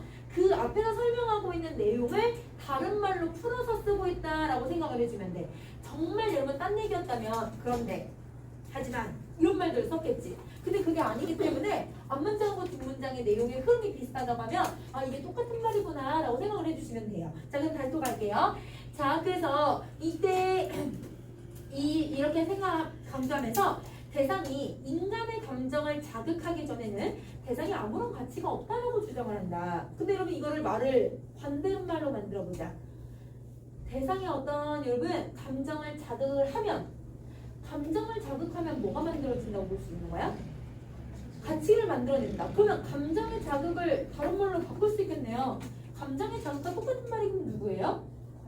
관심, 욕구. 맞아. 그래서 여러분 요거랑 똑같은 말이 누구냐면 감정을 자극한다. 이런 식으로 여러분 말이 바뀌면 그 말이 바뀌는 내용들을 찾아주면 되는 거야. 자, 그럼 다시 할게. 세 번째 문단. 주관주의자들에게 있어서 X가 가치가 있다라고 하는 말은 이 X는 누구누구에게는 가치를 갖는다라고 하는 말로 받아들여진다. 그럼 이 말은 여러분 어떤 여러분 페리의 입장에서는 가치라고 하는 게 누구나 다 이런 가치를 갖는 거예요? 아니죠. 관심을 갖고 있는 누구누구에게만 가치가 있는 거잖아. 그러면 이거는 보편적인 성격이라는 거야? 보편적인 게 아니라 무슨 성격을 가지고 있냐면 개별적인 성격을 가지고 있는 거네. 가치가 개개인에게마다 다 다르게 느껴지는 거잖아. 그치? 그래서 이거는 개별적이야. 자, 그럼 다시 할게요. 자, 이 주관주의자들은 가치를 특정한 개인이 자신의 관심을 실현하는 욕구를 충족하는 과정에서 느끼는 사물의 특성이라고 설명을 하는 것이다. 아, 그러니까 한 개인이 특정한 사람이 모든 사람이 아니라 특정한 사람이 느끼는 거 이렇게 생각을 하는 거네. 이러한 주관주의자들의 입장은 이 현실의 사람들이 저마다 겪는 경험을 통해서 강한 지지를 받는다. 여러분 경험에 따라서 그러면 뭐가 달라지는 거예요? 내가 경험을 좀 긍정적인 경험을 하거나 관심을 갖고 있는 경험을 했다면 가치 있게 느낄 거고 관심 없는 그런 경험을 했다면 그러면 무관심한 그런 경험을 했다면 그러면 가치가 없겠지. 그러면 이 경험은 누구랑 말이 똑같은 말이야? 이것도 얘네랑 똑같은 말이야. 그치? 그래서 여러분 여기에 경험이라고 하는 말도 써주셔야 돼요. 이 네 가지가 다 똑같은 말이라고 생각을 해주면 돼. 자, 그러면 이제 다시 갈게요. 네 번째 문단. 한편. 여러분 한편이란 말 나왔으니까 이제는 객관적인 입장에 대해서 얘기를 하겠죠. 근데 여러분 이제 뭘 하셔야 되냐면 B의 입장, 즉 여러분 객관주의의 입장만 정리하는 게 아니라 앞에는 A에 대한 입장만 나왔으니까 A에 대해서 설명하고 있으면 되거든. 근데 이제 A를 우리가 알고 있기 때문에 B가 설명이 되면 A, B도 같이 비교하면서 글을 읽으셔야 돼요. 그러면 A가 먼저 나올 거니까 이거는 여러분 따로 그냥 정리해도 돼. 근데 이 두 개는 동시에 해야 돼. 왜냐면 이거를 읽었기 때문에 당연히 B의 내용을 이해하면서 A, B가 무슨 차이점을 갖고 무슨 공통점을 가지고 있는지 찾으면서 글을 읽어야 되거든요. 그래서 항상 두 개가 비교되는 글이 나오면 얘는 그냥 따로 맨 처음에 나온 거니까 그 다음에 B하고 공통점 차이점은 무조건 같이 찾는다. 이렇게 생각해주면 돼요. 자, 그럼 같이 찾아볼게요. 자, 갑시다. 자, 한편 가치가 객관적으로 존재하는 것이라고 하는 입장은 플라톤, 아리스토텔레스의 형이학적 세계, 그 다음에 중세의 신학적 사고, 브레타노, 하르트만 등에서 잘 드러난다. 객관주의자들은 가치 평가가 사람들의 평가에 따라 달라진다라는 것을 인정하면서도 가치에 대한 인간의 평가와 가치 그 자체의 평가는 구별돼야 된다고 주장을 한다. 자, 그럼 여러분 지금 객관주의자의 주장이 나왔거든요. 근데 객관주의자들의 주장을 지금 선생님이 읽은 그 문장인데 중간에 뭐가 들어가 있냐면 쉼표가 하나 들어가 있을 거야. 맞니? 네 번째 문단에 얘들아 세 번째 줄 보면 인정하면서도라고 하는 쉼표 혹시 들어가 있어요? 자, 그 쉼표가 하나 들어가 있고 뒤에 또 문장이 있어요. 문장이 그럼 지금 두 개로 이루어져 있는 거잖아요. 그러면 쉽게 말하면 객관주의자들은 주장을 두 개를 했다라고 생각을 해주시면 되는데 첫 번째 주장에 뭐라고 얘기를 했냐면 사람들의 평가가 달라질 수 있다라고 얘기를 해.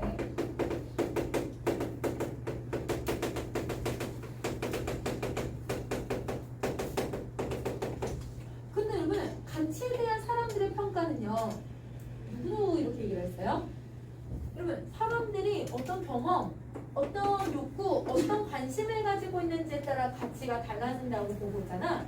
누구랑 똑같냐면 얘랑 입장이 똑같은 거야. 이거는 그러면 여러분 빨리 읽으면서 아 이거는 주관주의자들과 공통점에 해당하는 거구나 이렇게 찾아줘야 돼. 근데 이 사람들은 뭐라고 얘기를 했냐면 사람들의 평가는 달라질 수 있어도 이 사람들의 평가와 선생님이 그냥 합성이라고 할게요. 사람들의 평가가 가치만이 가지고 있는 그 대상이 가지고 있는 가치 평가는 달라야 된다. 이렇게 주장을 해요. 얘는 이러면 내가 인식하면 가치가 만들어지는 거니까 내가 인식하는 평가가 그 가치 평가라고 봐주면 되거든. 그런데 얘는 가치 평가는 그 자체로의 평가로 해야 되고 사람들의 평가는 달라져도 돼 이렇게 생각을 하고 있으니까 이게 다르다고 생각을 하는 거지. 이게 B의 관점이자 이게 주관주의자와의 차이점이라고 생각을 해주시면 돼요. 이게 주관주의자들과의 차이점에 해당한다. 이렇게 정리를 할 거야. 여러분 무슨 말인지는 이 뒷부분이 무슨 말인지는 몰라도 그 말은 다시 또 풀어서 설명을 해줄 거야. 왜냐면 아까 얘도 계속 다른 말이긴 하지만 계속 풀어도 똑같은 말 나왔던 것처럼 설명할 거야. 그럼 그거 이해해주면 돼. 다시 넘어가 보자. 자, 즉 다시 설명해주죠. 여러분 이 평가라고 하는 인간의 심리적 경험과 여러분 우리 아까 경험이라고 하는 거는 인간마다 다 다른 거잖아? 경험이라고 하는 건 아까 얘들아 주관주의에 대한 입장이었어요. 그렇죠? 사람들의 얘들아 이런 경험에 따라서 그 평가의 대상이 되는 사물의 사물이나 상황의 가치를 별개의 것으로 보는 것이다. 사람들이 심리적 경험을 하는 거는 사람마다 다 다르게 되는 것이고 그 다음에 그 자체 사물만이 가지고 있는 특성에 대한 설명은 별개로 보자 이렇게 주장을 한다는 거죠.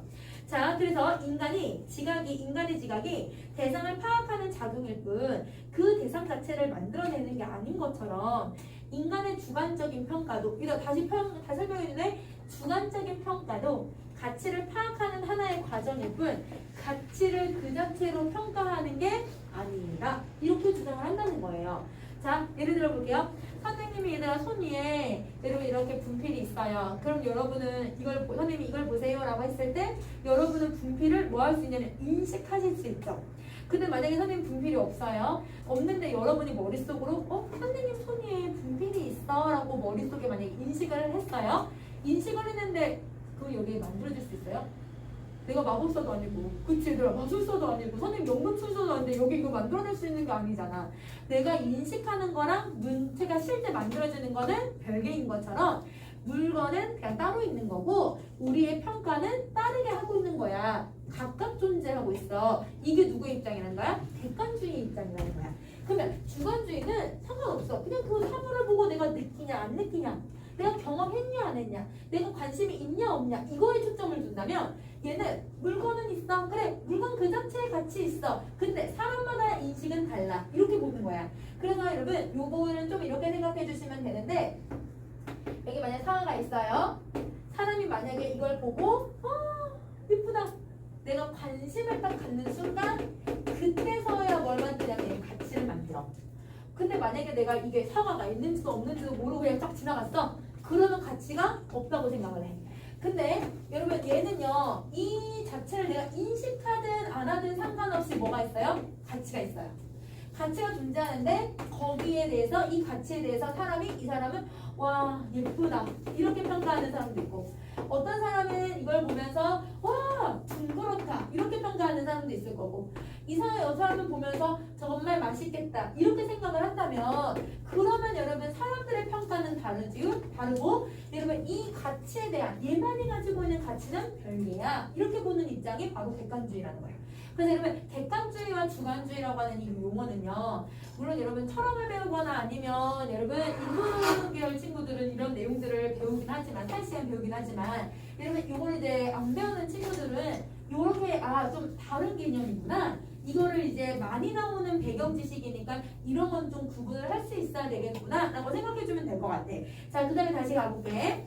자, 유명한 객관주의자 중 한 명인 셀러는 그러면 여기서는 앞에는 페리가 나왔는데 얘는 셀러라고 하는 사람이 나온 것 같아. 셀러의 입장이 곧 객관주의자의 입장이라고 생각해 주시면 돼요.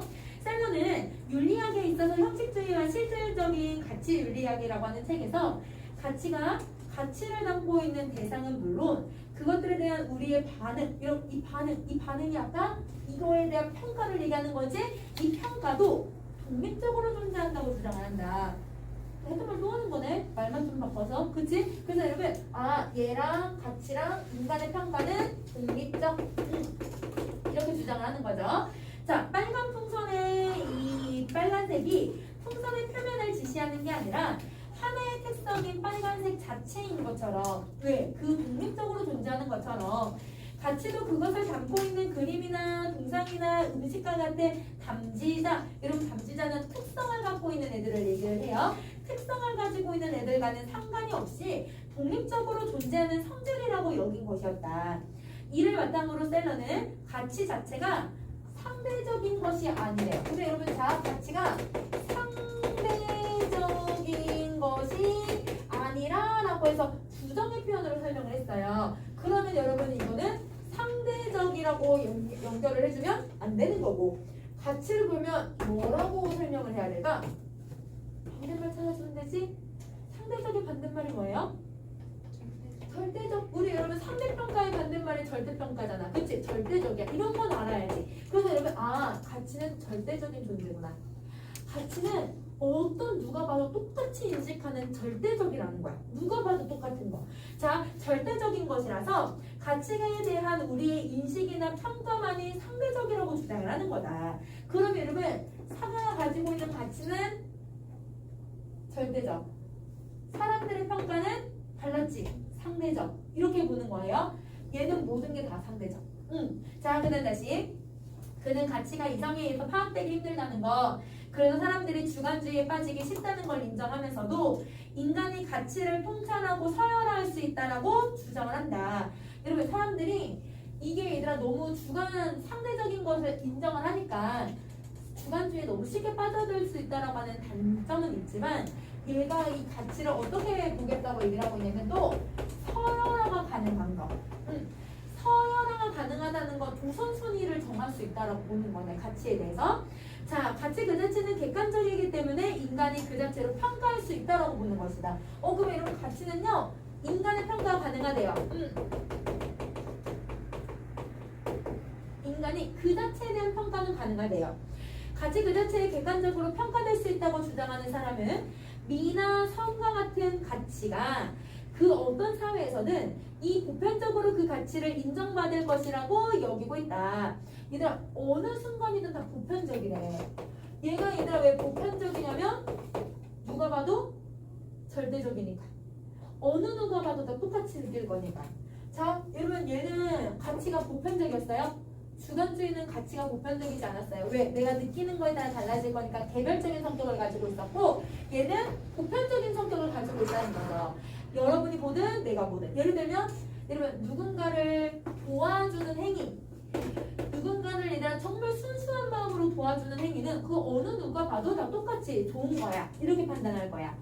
사람을 만약에 죽이는 행위, 이거는 누가 봐도 부정적인 거라고 생각을 하겠지. 그러면 여러분 누가 봐도 똑같이 인식하는 걸 보편적 가치라고 생각을 하는 거고, 근데 여러분 이게 아니라 얘네들은 내가 도와준 거에 대한 관심을 가졌으니까 가치가 있었지, 만약에 도와주는 거에 대한 관심이 없었으면 같이 못 만들어. 이렇게 주장하는 거지. 입장이 좀 다른 거야. 자, 그다음 다시 갈게요. 그래서 여기서 이들은 가치에 대한 개인의 평가가 달라지는 건 생리적이고 문화적인 배경 차이 또는 과거의 개인적인 경험이나 삶의 조건 차이라고 주장을 한다. 따라서 교육을 많이 받은 사람일수록 보편성에 대한 인식이 높아지기 때문에 무엇이 가치 있는가에 대한 의견이 일치할 수 있는 것이다. 그러면 무엇이 가치가 있고 무엇이 얘들아 가치를 표현을 했을 때 누가 제일 높은 가치에 해당하는지, 그리고 그 인간의 평가는 모두 다 보편적으로 나올 수 있는 건 여러분 뭐를 통해서래요? 교육을 통해서. 그래서 여러분 그 범죄 심리학자들이나 아니면 프로파일러들이 나와서 이런 말을 좀 많이 해요. 여러분 그 연쇄살인마들에 대한 이야기를 할 때 연쇄살인마들이 100%다 그런 건 아니지만 보편적으로 내가 왜 사람을 죽였을 때 왜 그거를 사람들이 얘들아 슬픔을 느끼고 왜 얘들아 다른 사람들이 얘들아 공감을 하고 뭐 이런 것들에 대해서 이해를 못한대요. 사이코패스의 기질도 있는 것도 있지만 대부분의 학력이 낮은 학력들, 그러니까 초등학교를 못 나왔거나 아니면 여러분 중졸이거나 뭐 학력으로 사람을 구분할 수는 없지만 학교를 통해서 우리가 배우는 것들 있잖아. 학교를 통해서 통제가 되고 이런 건 해산된다 안 된다라고 하는 것들을 배우는데 그거를 못 배웠기 때문에 이런 것들을 공감할 수 없는 것들이 만들어진다라고 이렇게 프로파일러들 얘기하거든요. 그러면 우리가 사람을 살리는 게 더 중요하고 죽이면 안 된다라고 하는 이런 어떤 가치들, 이런 가치들을 뭘 통해서 배울 수 있다? 교육을 통해서 배울 수 있다. 얘는 이렇게 얘기를 하고 있는 거야. 그러면 여러분 얘는 내 관심 여부에 따라서 가치를 인식을 할 수 있다면 얘는 교육을 통해서 가치를 인식할 수 있다. 이렇게 보고 있는 거죠. 그러면 여러분이 문제를 푸실 수 있을 것 같아요. 8번 문제를 한번 풀어보실래요? 8번 문제를 풀어봅시다.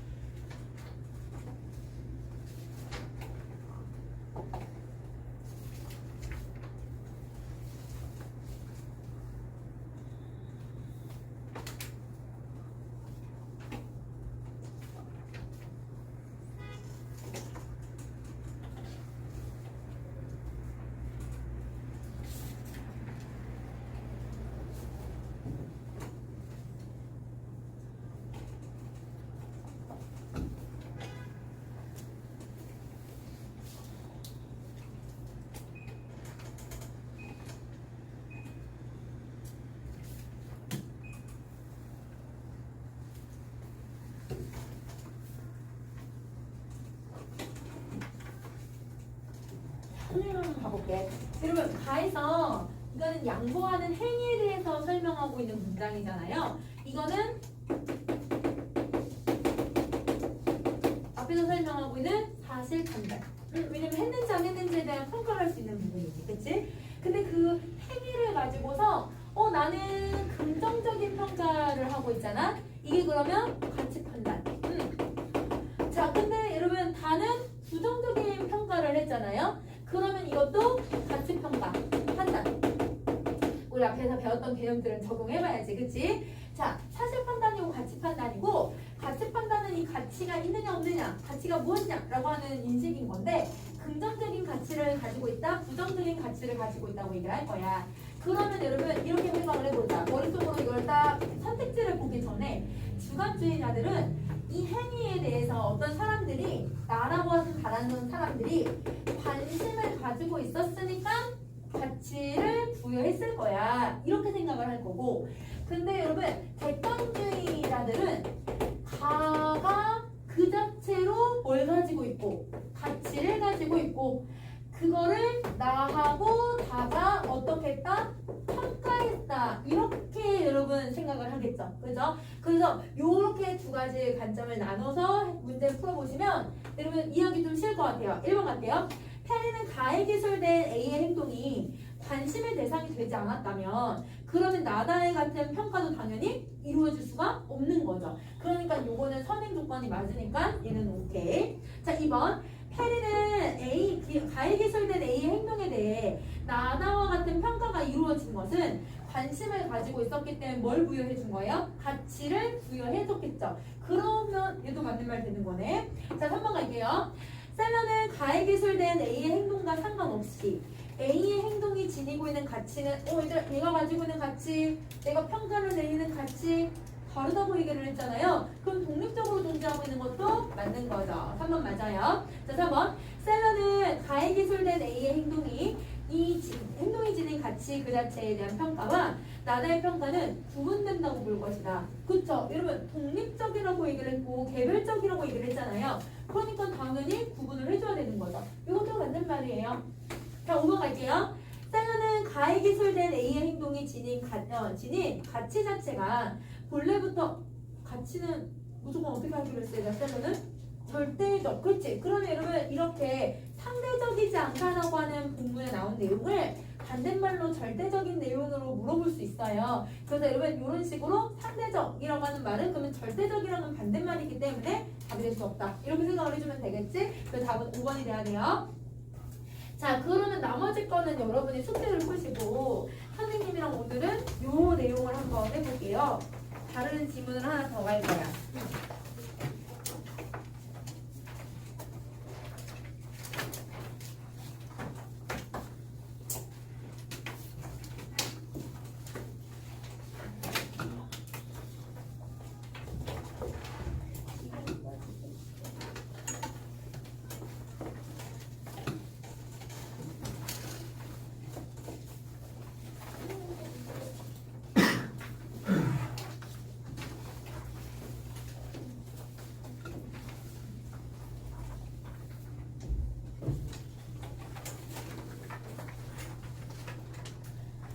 아까랑 제재가 똑같아요. 제재가 똑같아서 우리가 배경 지식으로 이해할 수 있게끔 한번 볼 건데요. 여러분 우선은 뭘 해주시냐면 뒤로 쓰게 되어 있는 부분에다가 문단 표시 좀 한번 해볼까요? 자, 문단 총 6문단이 있어요.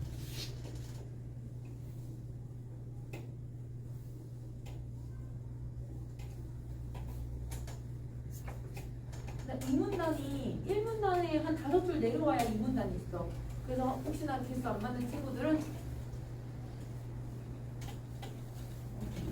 자, 6문단인데 여러분 이것도 아까랑 내용이 거의 비슷하다고 했잖아요. 한번 쭉 정리 한번 해볼게요. 선생님 같이 해보자.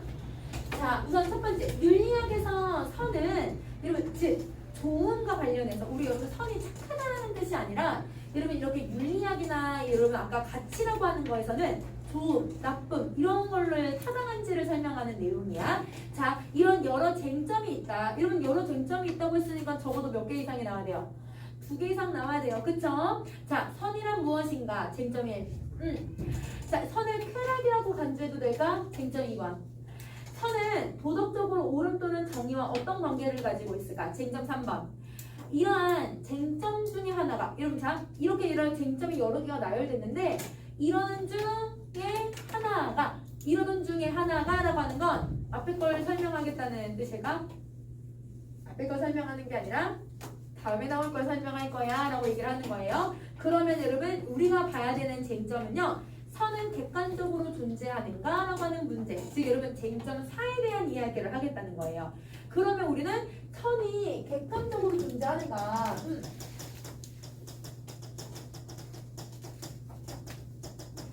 자, 선생님이 여러분 질문이 이렇게 나오면요, 뭘 하라고 했냐면 질문이 여러 개가 이건 나열되어 있다고 해도 쟁점 4개 중에 4개를 다 설명할 게 아니잖아요.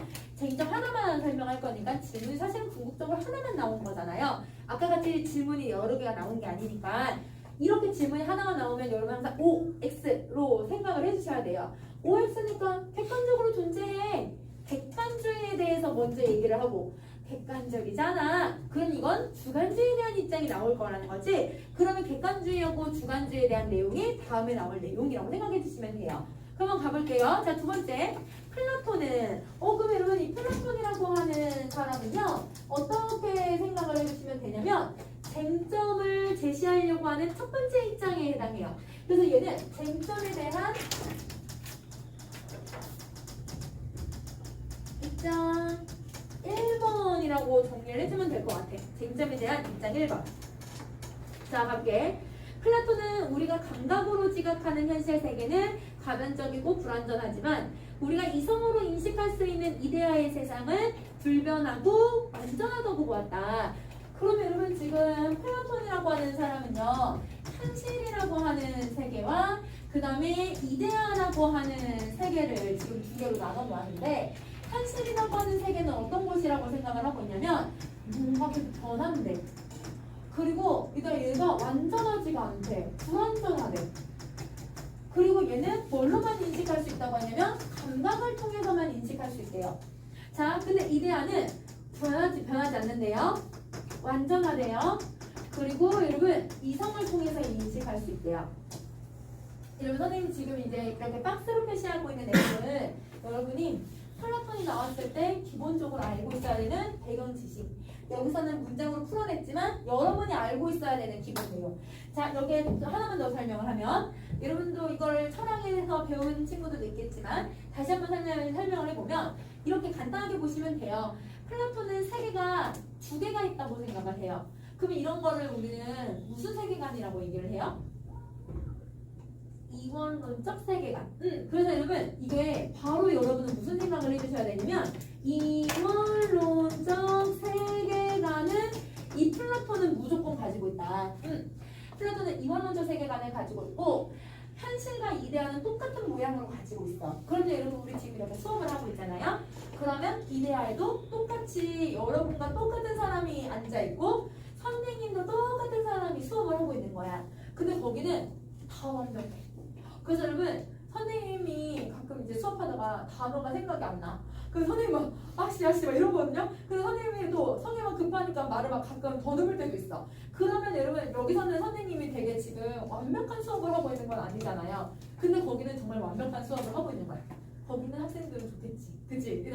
근데 반대로 생각하면 거기는 학생들도 완벽하니까 선생님도 좋을 거야. 자, 그럼 여러분 거기는 모든 게 완벽해. 그러니까 거기가 완벽하니까 현실에 있는 나는 그런 사람처럼 되고 싶어. 현실에 있는 여러분도 거기 있는 사람처럼 되고 싶은 거야. 그래서 여러분 무조건 현실에 있는 사람들이 이데아를 뭐 할 수밖에 없다고 얘기를 하냐면, 이 플라톤은 모방을 할 수밖에 없다라고 주장을 해요. 왜냐면 너무 불완전하니까. 근데 아무리 모방을 해도 100%를 따라갈 수가 없대요.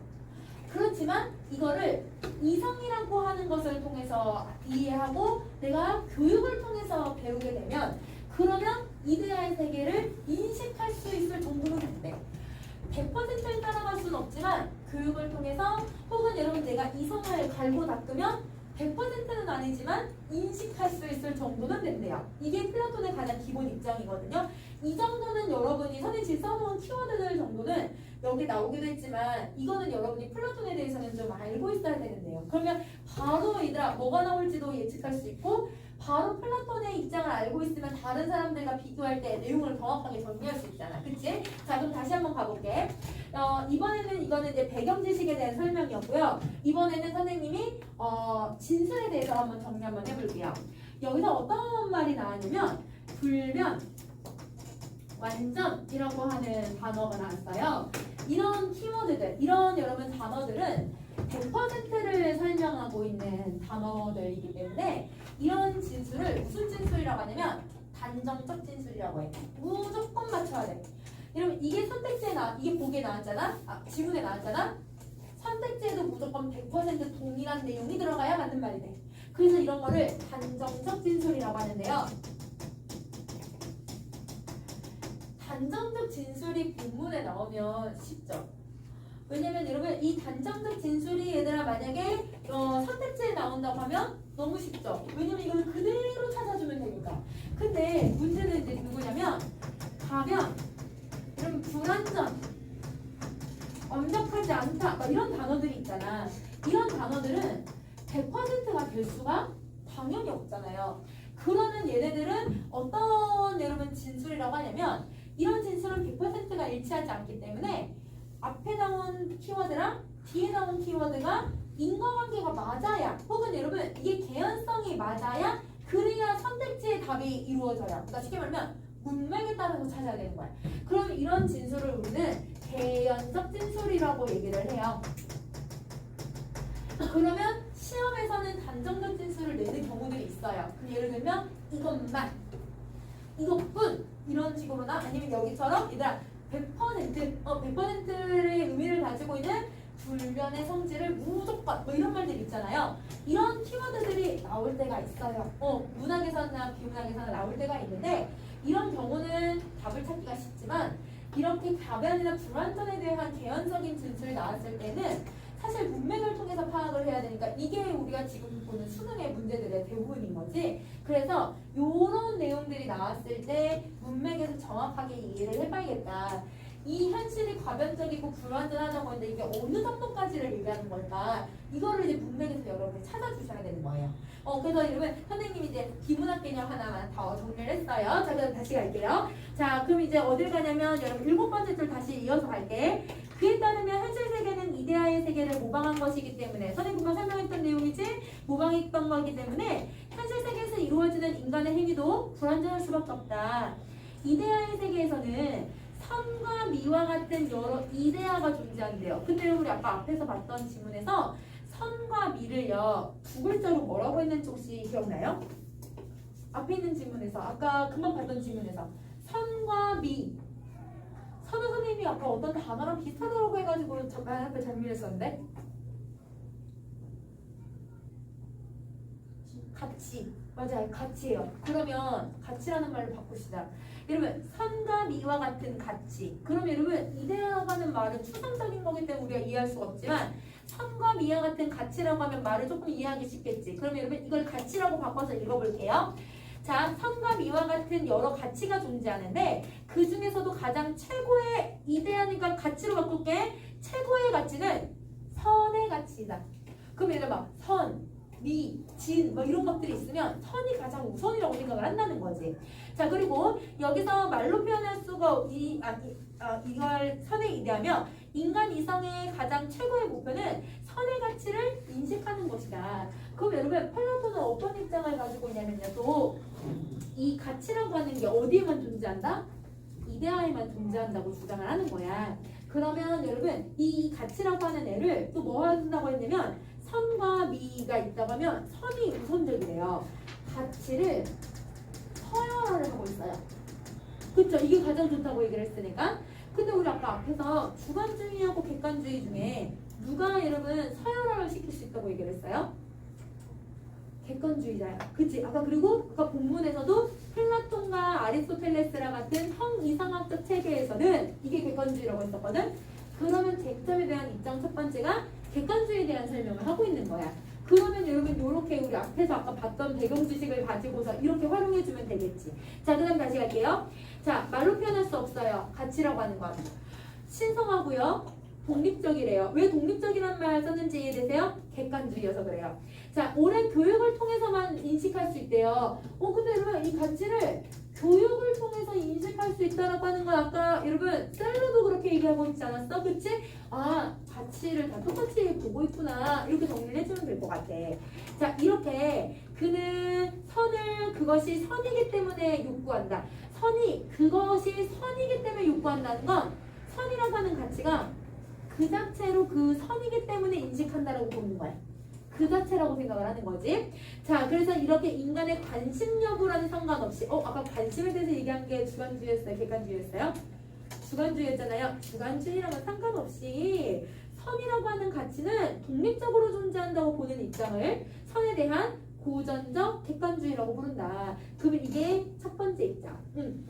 자, 그 다음 다시 할게. 자, 이런 플라톤의 전통을 계승한 무어는 그럼 여러분 플라톤을요, 여러분 무어라고 하는 사람이 계승을 했대요. 그럼 여러분 계승을 했다라고 하는 건 쟁점에 대한 입장이 새로운 게 나온 게 아니라 1번 입장을 그대로 고수하면서 가겠다는 거지. 객관주의 계속 나올 거야. 그러면 여기서는 여러분 뭘 해주셔야 되냐면 입장이 똑같은 건데 계승을 한다는 건 대부분 입장이 비슷하지만 달라지는 부분이 조금 있다는 거거든. 그 달라지는 틀이 뭔지만 찾아주면 될 것 같아. 가보자. 플라톤의 이 전통을 계승한 무어는 선과 같은 가치가 객관적으로 실제한다고 주장한다. 그에 따르면 선이란 노란색처럼 단순하고 분석이 불가능한 거기 때문에 선이 무엇인지에 대해서 정의를 내릴 수가 없고 그건 오로지 직관을 통해서 인식해야만 한다고 본다. 여러분 얘는 뭘 통해서 인식을 해야 된대요? 직관을 통해서 인식을 해야 된대요. 그러면 이게 플라톤이랑은 조금은 다른 점. 이렇게 생각해주면 되겠지. 계승했지만 다른 점. 자, 그 다음 노란색이 무엇이냐라는 질문에 노란색이라고 답할 수 없듯이 선이라고 하는 가치가 무엇이냐라고 하는 질문에 선은 선이다라고 답할 수밖에 없다는 거다. 왜? 단순하고 분석이 불가능해서. 무어는 선한 세계와 악한 세계가 있을 때 각각의 세계 안에 욕구를 가지고 있는 존재가 있는지 없는지랑은 상관없이 전자가 선한 세계가 후자보다 악한 세계보다 더 가치가 있다고 본다. 그러면 여러분 지금 얘가 선한 세계하고 악한 세계로 지금 설명을 하고 있잖아요. 여기서 그럼 여러분이 두 가지의 내용을 찾으셔야 돼요. 선생님이 읽은 문장에서 두 가지를 찾을 거예요. 세계를 몇 개로 나눴어요? 두 개로 나눴으니까 얘도 그러면 무슨 세계관을 가지고 있는 거야? 이원론적 세계관을 가지고 있네. 누구처럼? 플라톤처럼. 플라톤을 계승했으니까. 그 다음에 또 선한 세계하고 악한 세계가 있을 때 뭐가 더 뛰어나대요? 선이라고 하는 가치가 더 뛰어나대요. 그럼 가치를 뭐 하고 있어요? 서열화도 시키죠. 그러면 여러분 여기 가치를 얘도 서열화를 시켜요. 이것도 왜 서열화를 시키는지 이해되세요? 플라톤을 이어받아서 그래요. 자, 그 다음 다시 할게요. 선은 인간의 욕구와는 상관없이 아까 일단 플라톤은 관심과 상관없이라고 했는데 얘는 욕구와 상관없이라고 얘기하지. 말 계속 비슷한 말 계속 나오는 거 이해되시죠? 그죠? 자, 욕구와 상관없이 그는 그 자체로 존재하고 그건 본래로부터 가치가 있다는 것이다. 그는 선을 최대로 산출하는 행동이 도덕적으로 옳은 것이라고 본다. 무엇은요? 선을 여러분 최대로 산출하는 것이 이게 도덕적인 행위라고 평가를 한대요. 여러분 선이라고 하는 가치에 대해서 이야기하는 건 이해가 되거든요. 근데 왜 갑자기 뜬금없이 도덕에 대해서 얘기를 해요? 그럼 우리는 지금 뭘 하고 있냐면 쟁점에 대한 입장을 드러내고 있잖아. 그러면 이 얘기를 하는 이유는 쟁점을 확인을 해봐야 돼. 이러면 쟁점에서 나온 부분이 첫 번째 문단이었잖아요. 첫 번째 문단 제일 첫 번째 어절이 뭐라고 돼 있어요? 윤리학에서 선은 이렇게 돼 있어. 그다음 윤리학에서 선은 윤리학이 뭐예요? 도덕에 대한 이야기를 하는 거잖아요. 그럼 왜 갑자기 도덕에 대한 이야기를 하냐면 윤리학에서 이 쟁점을 얘기하고 있으니까 도덕으로 찾는 거야. 그러면 플라톤도 여러분 저 선이라고 하는 가치를 추구하는 이유는 도덕적인 행위가 어떤 건지를 찾기 위한 거고 무어도 선을 왜 얘기를 하냐면 도덕적인 행위가 무엇인지를 찾아내기 위해서 지금 여러분 이 가치에 대해서 이야기를 하고 있는 거네. 요렇게까지 앞에 있는 내용이랑 연결할 수 있어야 돼. 자, 그러면 여기까지 보고 그 다음에 한편, 그 다음에 그러나 여러분 반면에 라고 하는 말 나왔으니까 이제 여러분 뭐가 나오냐면 쟁점에 대한 입장 두 번째 게 나오겠죠. 접속어가 반대의 접속어가 들어갔으니까. 자, 그러면 누구에 대해서 얘기 나오면 주관주의에 대해서 얘기할 것 같아요. 주관주의 우리 아까 배웠던 내용들 생각하면서 한번 다시 가볼게요. 선을 의식적 욕구의 산물에 불과한다고 본다. 그럼 여러분 욕구가 있어야 뭐가 만들어진다? 선을 만들어지는데 선이 아까 가치였잖아. 그러면 욕구에서 가치가 만들어진다는 건 앞에 아까 배웠던 내용이랑 똑같은 내용인 거네. 그치? 자, 그 다음 페리는 여기도 페리가 나온다. 페리는 선이란 욕구와 관심에 의해서 창조된다고 설명한다. 여러분 이거 아까 배웠던 내용이죠? 자, 그에 따르면 가치는 관심에 의존하고 있고 어떤 것에 관심이 주어졌을 때 비로소 가치를 얻게 되고 아까 했던 말을 그냥 또 하고 있어 얘들아. 자, 그리고 대상에 가치를 부여하는 건 관심이고 인간이 관심을 가지는 대상이 무엇이든 가치의 대상이 된다. 다 배웠던 내용이네. 아까 했던 내용이네. 누가 어떤 것을 욕구하든지 간에 그거는 선으로서 가치를 갖는다고 본다. 페르는 어떤 대상에 대한 관심이 깊으면 깊을수록 그거는 그만큼 가치가 있게 되고 그 대상에 관심을 표명하는 수의 사람의 수가 많으면 많을수록 가치는 커진다고 본다. 그러면 여러분 이렇게 보는 거네요. 가치의 크기는 여러분 관심의 정도랑 그 관심을 표명하는 사람의 수에 의해서 이렇게 된다라고 설명을 하고 있는 거네. 비례관계에 설명하네. 근데 여기서는 여러분 이렇게 그래프를 그려서 단순한 그 문장의 사실만 확인하셔도 되지만 여기에 숨겨져 있는 의미도 한번 생각을 해보세요. 가치의 크기가 고정되어 있다는 거야? 다르다는 거지. 그럼 이 말은 가치라는 걸 절대적으로 보겠다는 거예요? 상대적으로 보겠다는 거예요? 상대적으로 보겠다는 거지. 그럼 여러분 이 말 속에 이미 주관주의자들은 가치라고 하는 걸 저 앞에 있는 객관주의자들과는 다르게 상대적으로 보겠다.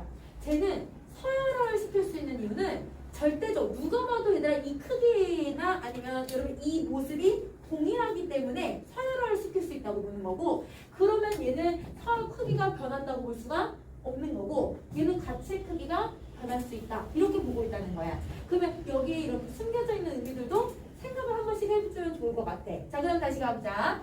자, 그래서 이러한 주장에 대해 고전적인 객관주의자들은 그러면 쟤네들은 얘를 우리가 욕구하는 것과 선을 구분해야 된다고 주장을 한다. 여러분, 그 객관주의자들은 아까도 얘기를 했잖아요. 우리가 욕구하고 여러분 우리가 관심을 갖는 건 그 대상에 대한 평가고 그리고 여러분 이거랑 그 자체의 평가는 당연히 구분을 해야 된다고 주장을 했었잖아요. 그걸 지금 얘기를 하고 있는 거예요. 만약 쾌락을 느끼는 신경세포를 자극해서 매우 강력한 쾌락을 제공하는 쾌락기계가 있다고 한번 해보자.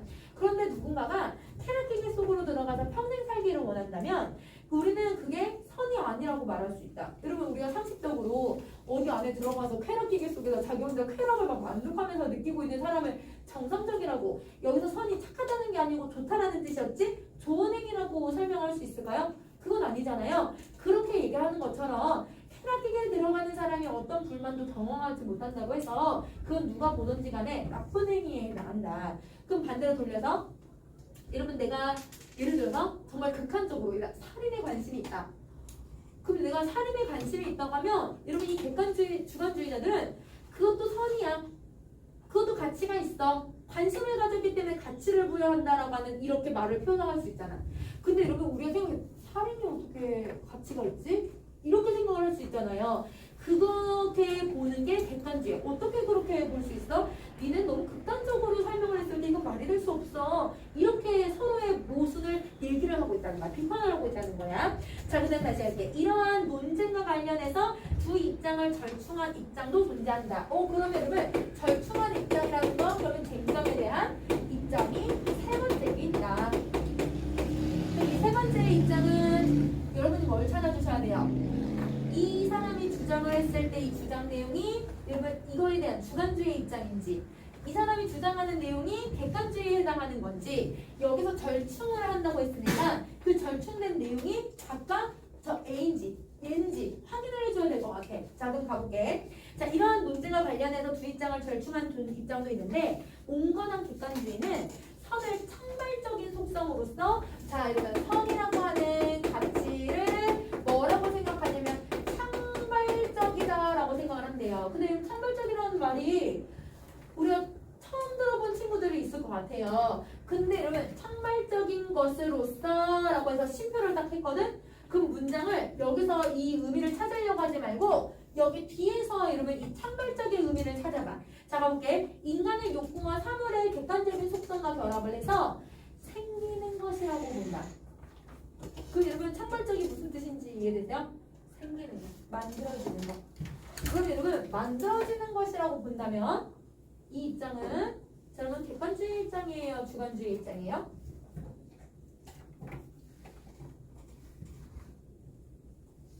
객관주의예요? 주관주의예요? 가치가 만들어진대. 객관적은 얘들아 그 자체로 존재하는 거잖아. 근데 여러분 뭐에 의해서 만들어진다고 얘는 계속 얘기를 해? 내 욕구와 관심에 의해서 만들어지는 거라고 얘들아 선이 만들어지는 거라고 얘기를 하잖아요. 가치가 생기는 거라고. 그러면 이 내용은 여러분 주관주의의 입장을 가지고 오는 거예요. 내가 관심을 갖는지에 따라서 가치가 만들어지는 거잖아. 그치? 창발적으로 생기는 거니까 그러니까 주관주의랑 입장이 똑같아야 돼. 여기서는. 자, 근데 여기서 여러분 다시 뭐라고 얘기했냐면 이 주관주의 입장이지만 욕구와 사물의 객관적인 속성이라고 한다면 욕구는 제가 주장하는 거잖아요. 그죠? 객관적인 속성인 건 그 자체로 가지고 있는 특성이겠지. 이거는 누구의 입장이야? 이건 객관주의 입장이야. 이 두 가지가 합쳐져서 만들어지는 거라고 가치가 만들어지는 거라고 주장을 하는 거야. 자, 이 입장에 따르면 물의 축축함, 여러분 물의 축축함이라는 건 사람마다 축축함을 다 동일하게 느껴요? 아니 그걸 굳이 물에 얘들아 흠뻑 젖어도 시원하다라고 하는 사람이 있을 거고 여기 물 한 방울만 묻어도 얘들아 축축하다라고 느끼는 사람도 있을 거야. 이거는 사람마다 다 다르지. 그러면 여러분 축축함이라고 하는 말이 바로 뭐랑 똑같은 말이에요? 주관주의랑 똑같은 말이 되는 거죠. 자, 이게 H2O 분자들 안에 있어서 여러분 H2O라고 하는 여러분 이 분자는 객관적인 속성을 가지고 있는 애죠. 이 객관적인 속성을 가지고 있는데 얘네들 안에서 여러분 이 축축함이 만들어지는 게 아니지. 축축함이 꼭 H2O라고 하는 분자 안에 있는 특성은 아니잖아. 그렇게 만들어지는 게 아니고 그 분자들과 우리의 신경체계 안에서 상호작용을 하면서 만들어지듯이 선도 인간의 욕구, 주관과 객관적인 속성, 객관과 이 관계 속에서 상호 통합적으로 형성이 된다고 주장을 하는 것이다. 이 두 가지가 합쳐져서 가치가 만들어지는 거야. 얘는 그냥 딱 두 가지를 합치는 방식인 거네. 그치? 자, 그 다음 다시 할게요. 그래서 따라서 이 입장은 욕구를 가지고 있는 존재가 없다면 그러면 선은 존재하지 않을 것이라고 본다. 그럼 여러분 이 사람은 반대말을 항상 생각해줘. 욕구를 가지고 있는 자가 있어야 욕구를 지닌 사람이 있어야 뭐가 만들어진다? 선, 가치가 만들어진다. 선이 만들어진다. 이렇게 주장을 하는 거야. 자, 그러나 일단 그러한 존재가 있다면 그러한 존재가 욕구를 지니고 있는 존재가 있다면 쾌락우정, 우정, 건강 등이 가지고 있는 속성은 그의 욕구와 결합해서 선이 될 수 있다고 본다. 하지만 이런 입장에서는 우리의 모든 욕구가 약간 극단적으로 살인하고 싶거나 도둑질을 하고 싶거나 사람을 때리고 싶거나 이런 욕구들이 만약에 있으면 이건 너무 극단적이잖아요. 부정적인 거잖아요. 이런 욕구들을 모두 객관적인 속성과 결합해서 선이 되는 게 아니기 때문에 맞죠? 이게 아니기 때문에 그래서 적절한 욕구가 중시가 된다. 결국 여기서는 적절한 욕구가 어떤 것인지 구분을 해야 하는 기준을 제시해야 된다는 문제점이 만들어진다. 일단 얘가 사실 왜 나왔냐면 얘하고 얘가 계속 싸우니까 얘가 나왔잖아요. 대안으로. 대안이 나온 건데 대안도 뭐가 가지고 있는 거야? 대안도 문제점을 가지고 있네. 얘도 문제점을 가지고 있어요. 자, 마지막 문단. 이와 같은 객관주의와 주관주의 논쟁을 해결하기 위한 한 가지의 방법은 자, 이러면 그 한 가지 방법이 바로 얘였잖아요.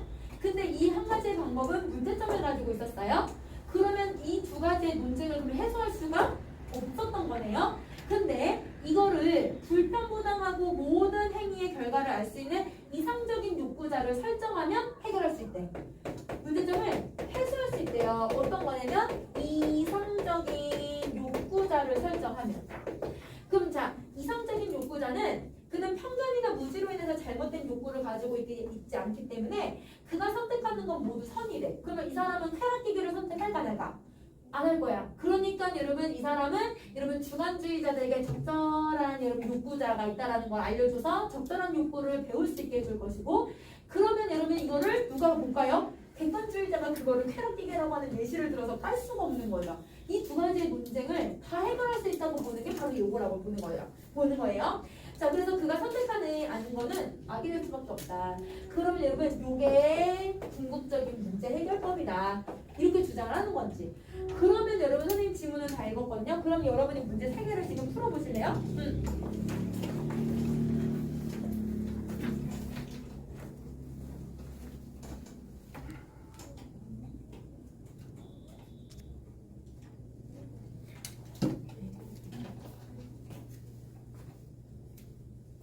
시간이 다 됐어? 네? 9시 반이네? 자, 9시 반이네? 자, 여러분, 우선은 그러면 이 3개를 여러분이 풀어오세요. 풀어오시고, 그러면 선생님이랑 다음에 한번 여러분이 어떻게 풀이를 했는지 선생님이랑 같이 한번 볼게요. 그럼 다음 문제 확인할게요. 요거 여러분 풀어오시고, 우선은 숙제가 아까 여러분 그 6쪽에서부터 여러분 그 문제 몇 개 남아있었잖아요. 그쵸? 그래서 이렇게 8쪽이었나? 네, 8, 9쪽. 그리고 8쪽하고 9쪽이랑 선생님 지금 여러분 한 장짜리 프린트를 줬잖아요. 한 장짜리 프린트에 있는 문제 풀어오는 거 이게 숙제고요. 여러분 30일부터 여러분 이번 주 토요일부터 다음 주 5일 여러분 금요일까지 요때는 학원 방학이에요. 그래서 여러분 안 와요. 그래서 그때까지 여러분 숙제 별로 없으니까 요거랑 개인별 숙제만 해오면 될 것 같아. 알겠지? 그래서 요렇게 한번 봅시다. 네, 오늘 여기까지 할게요. 선생님,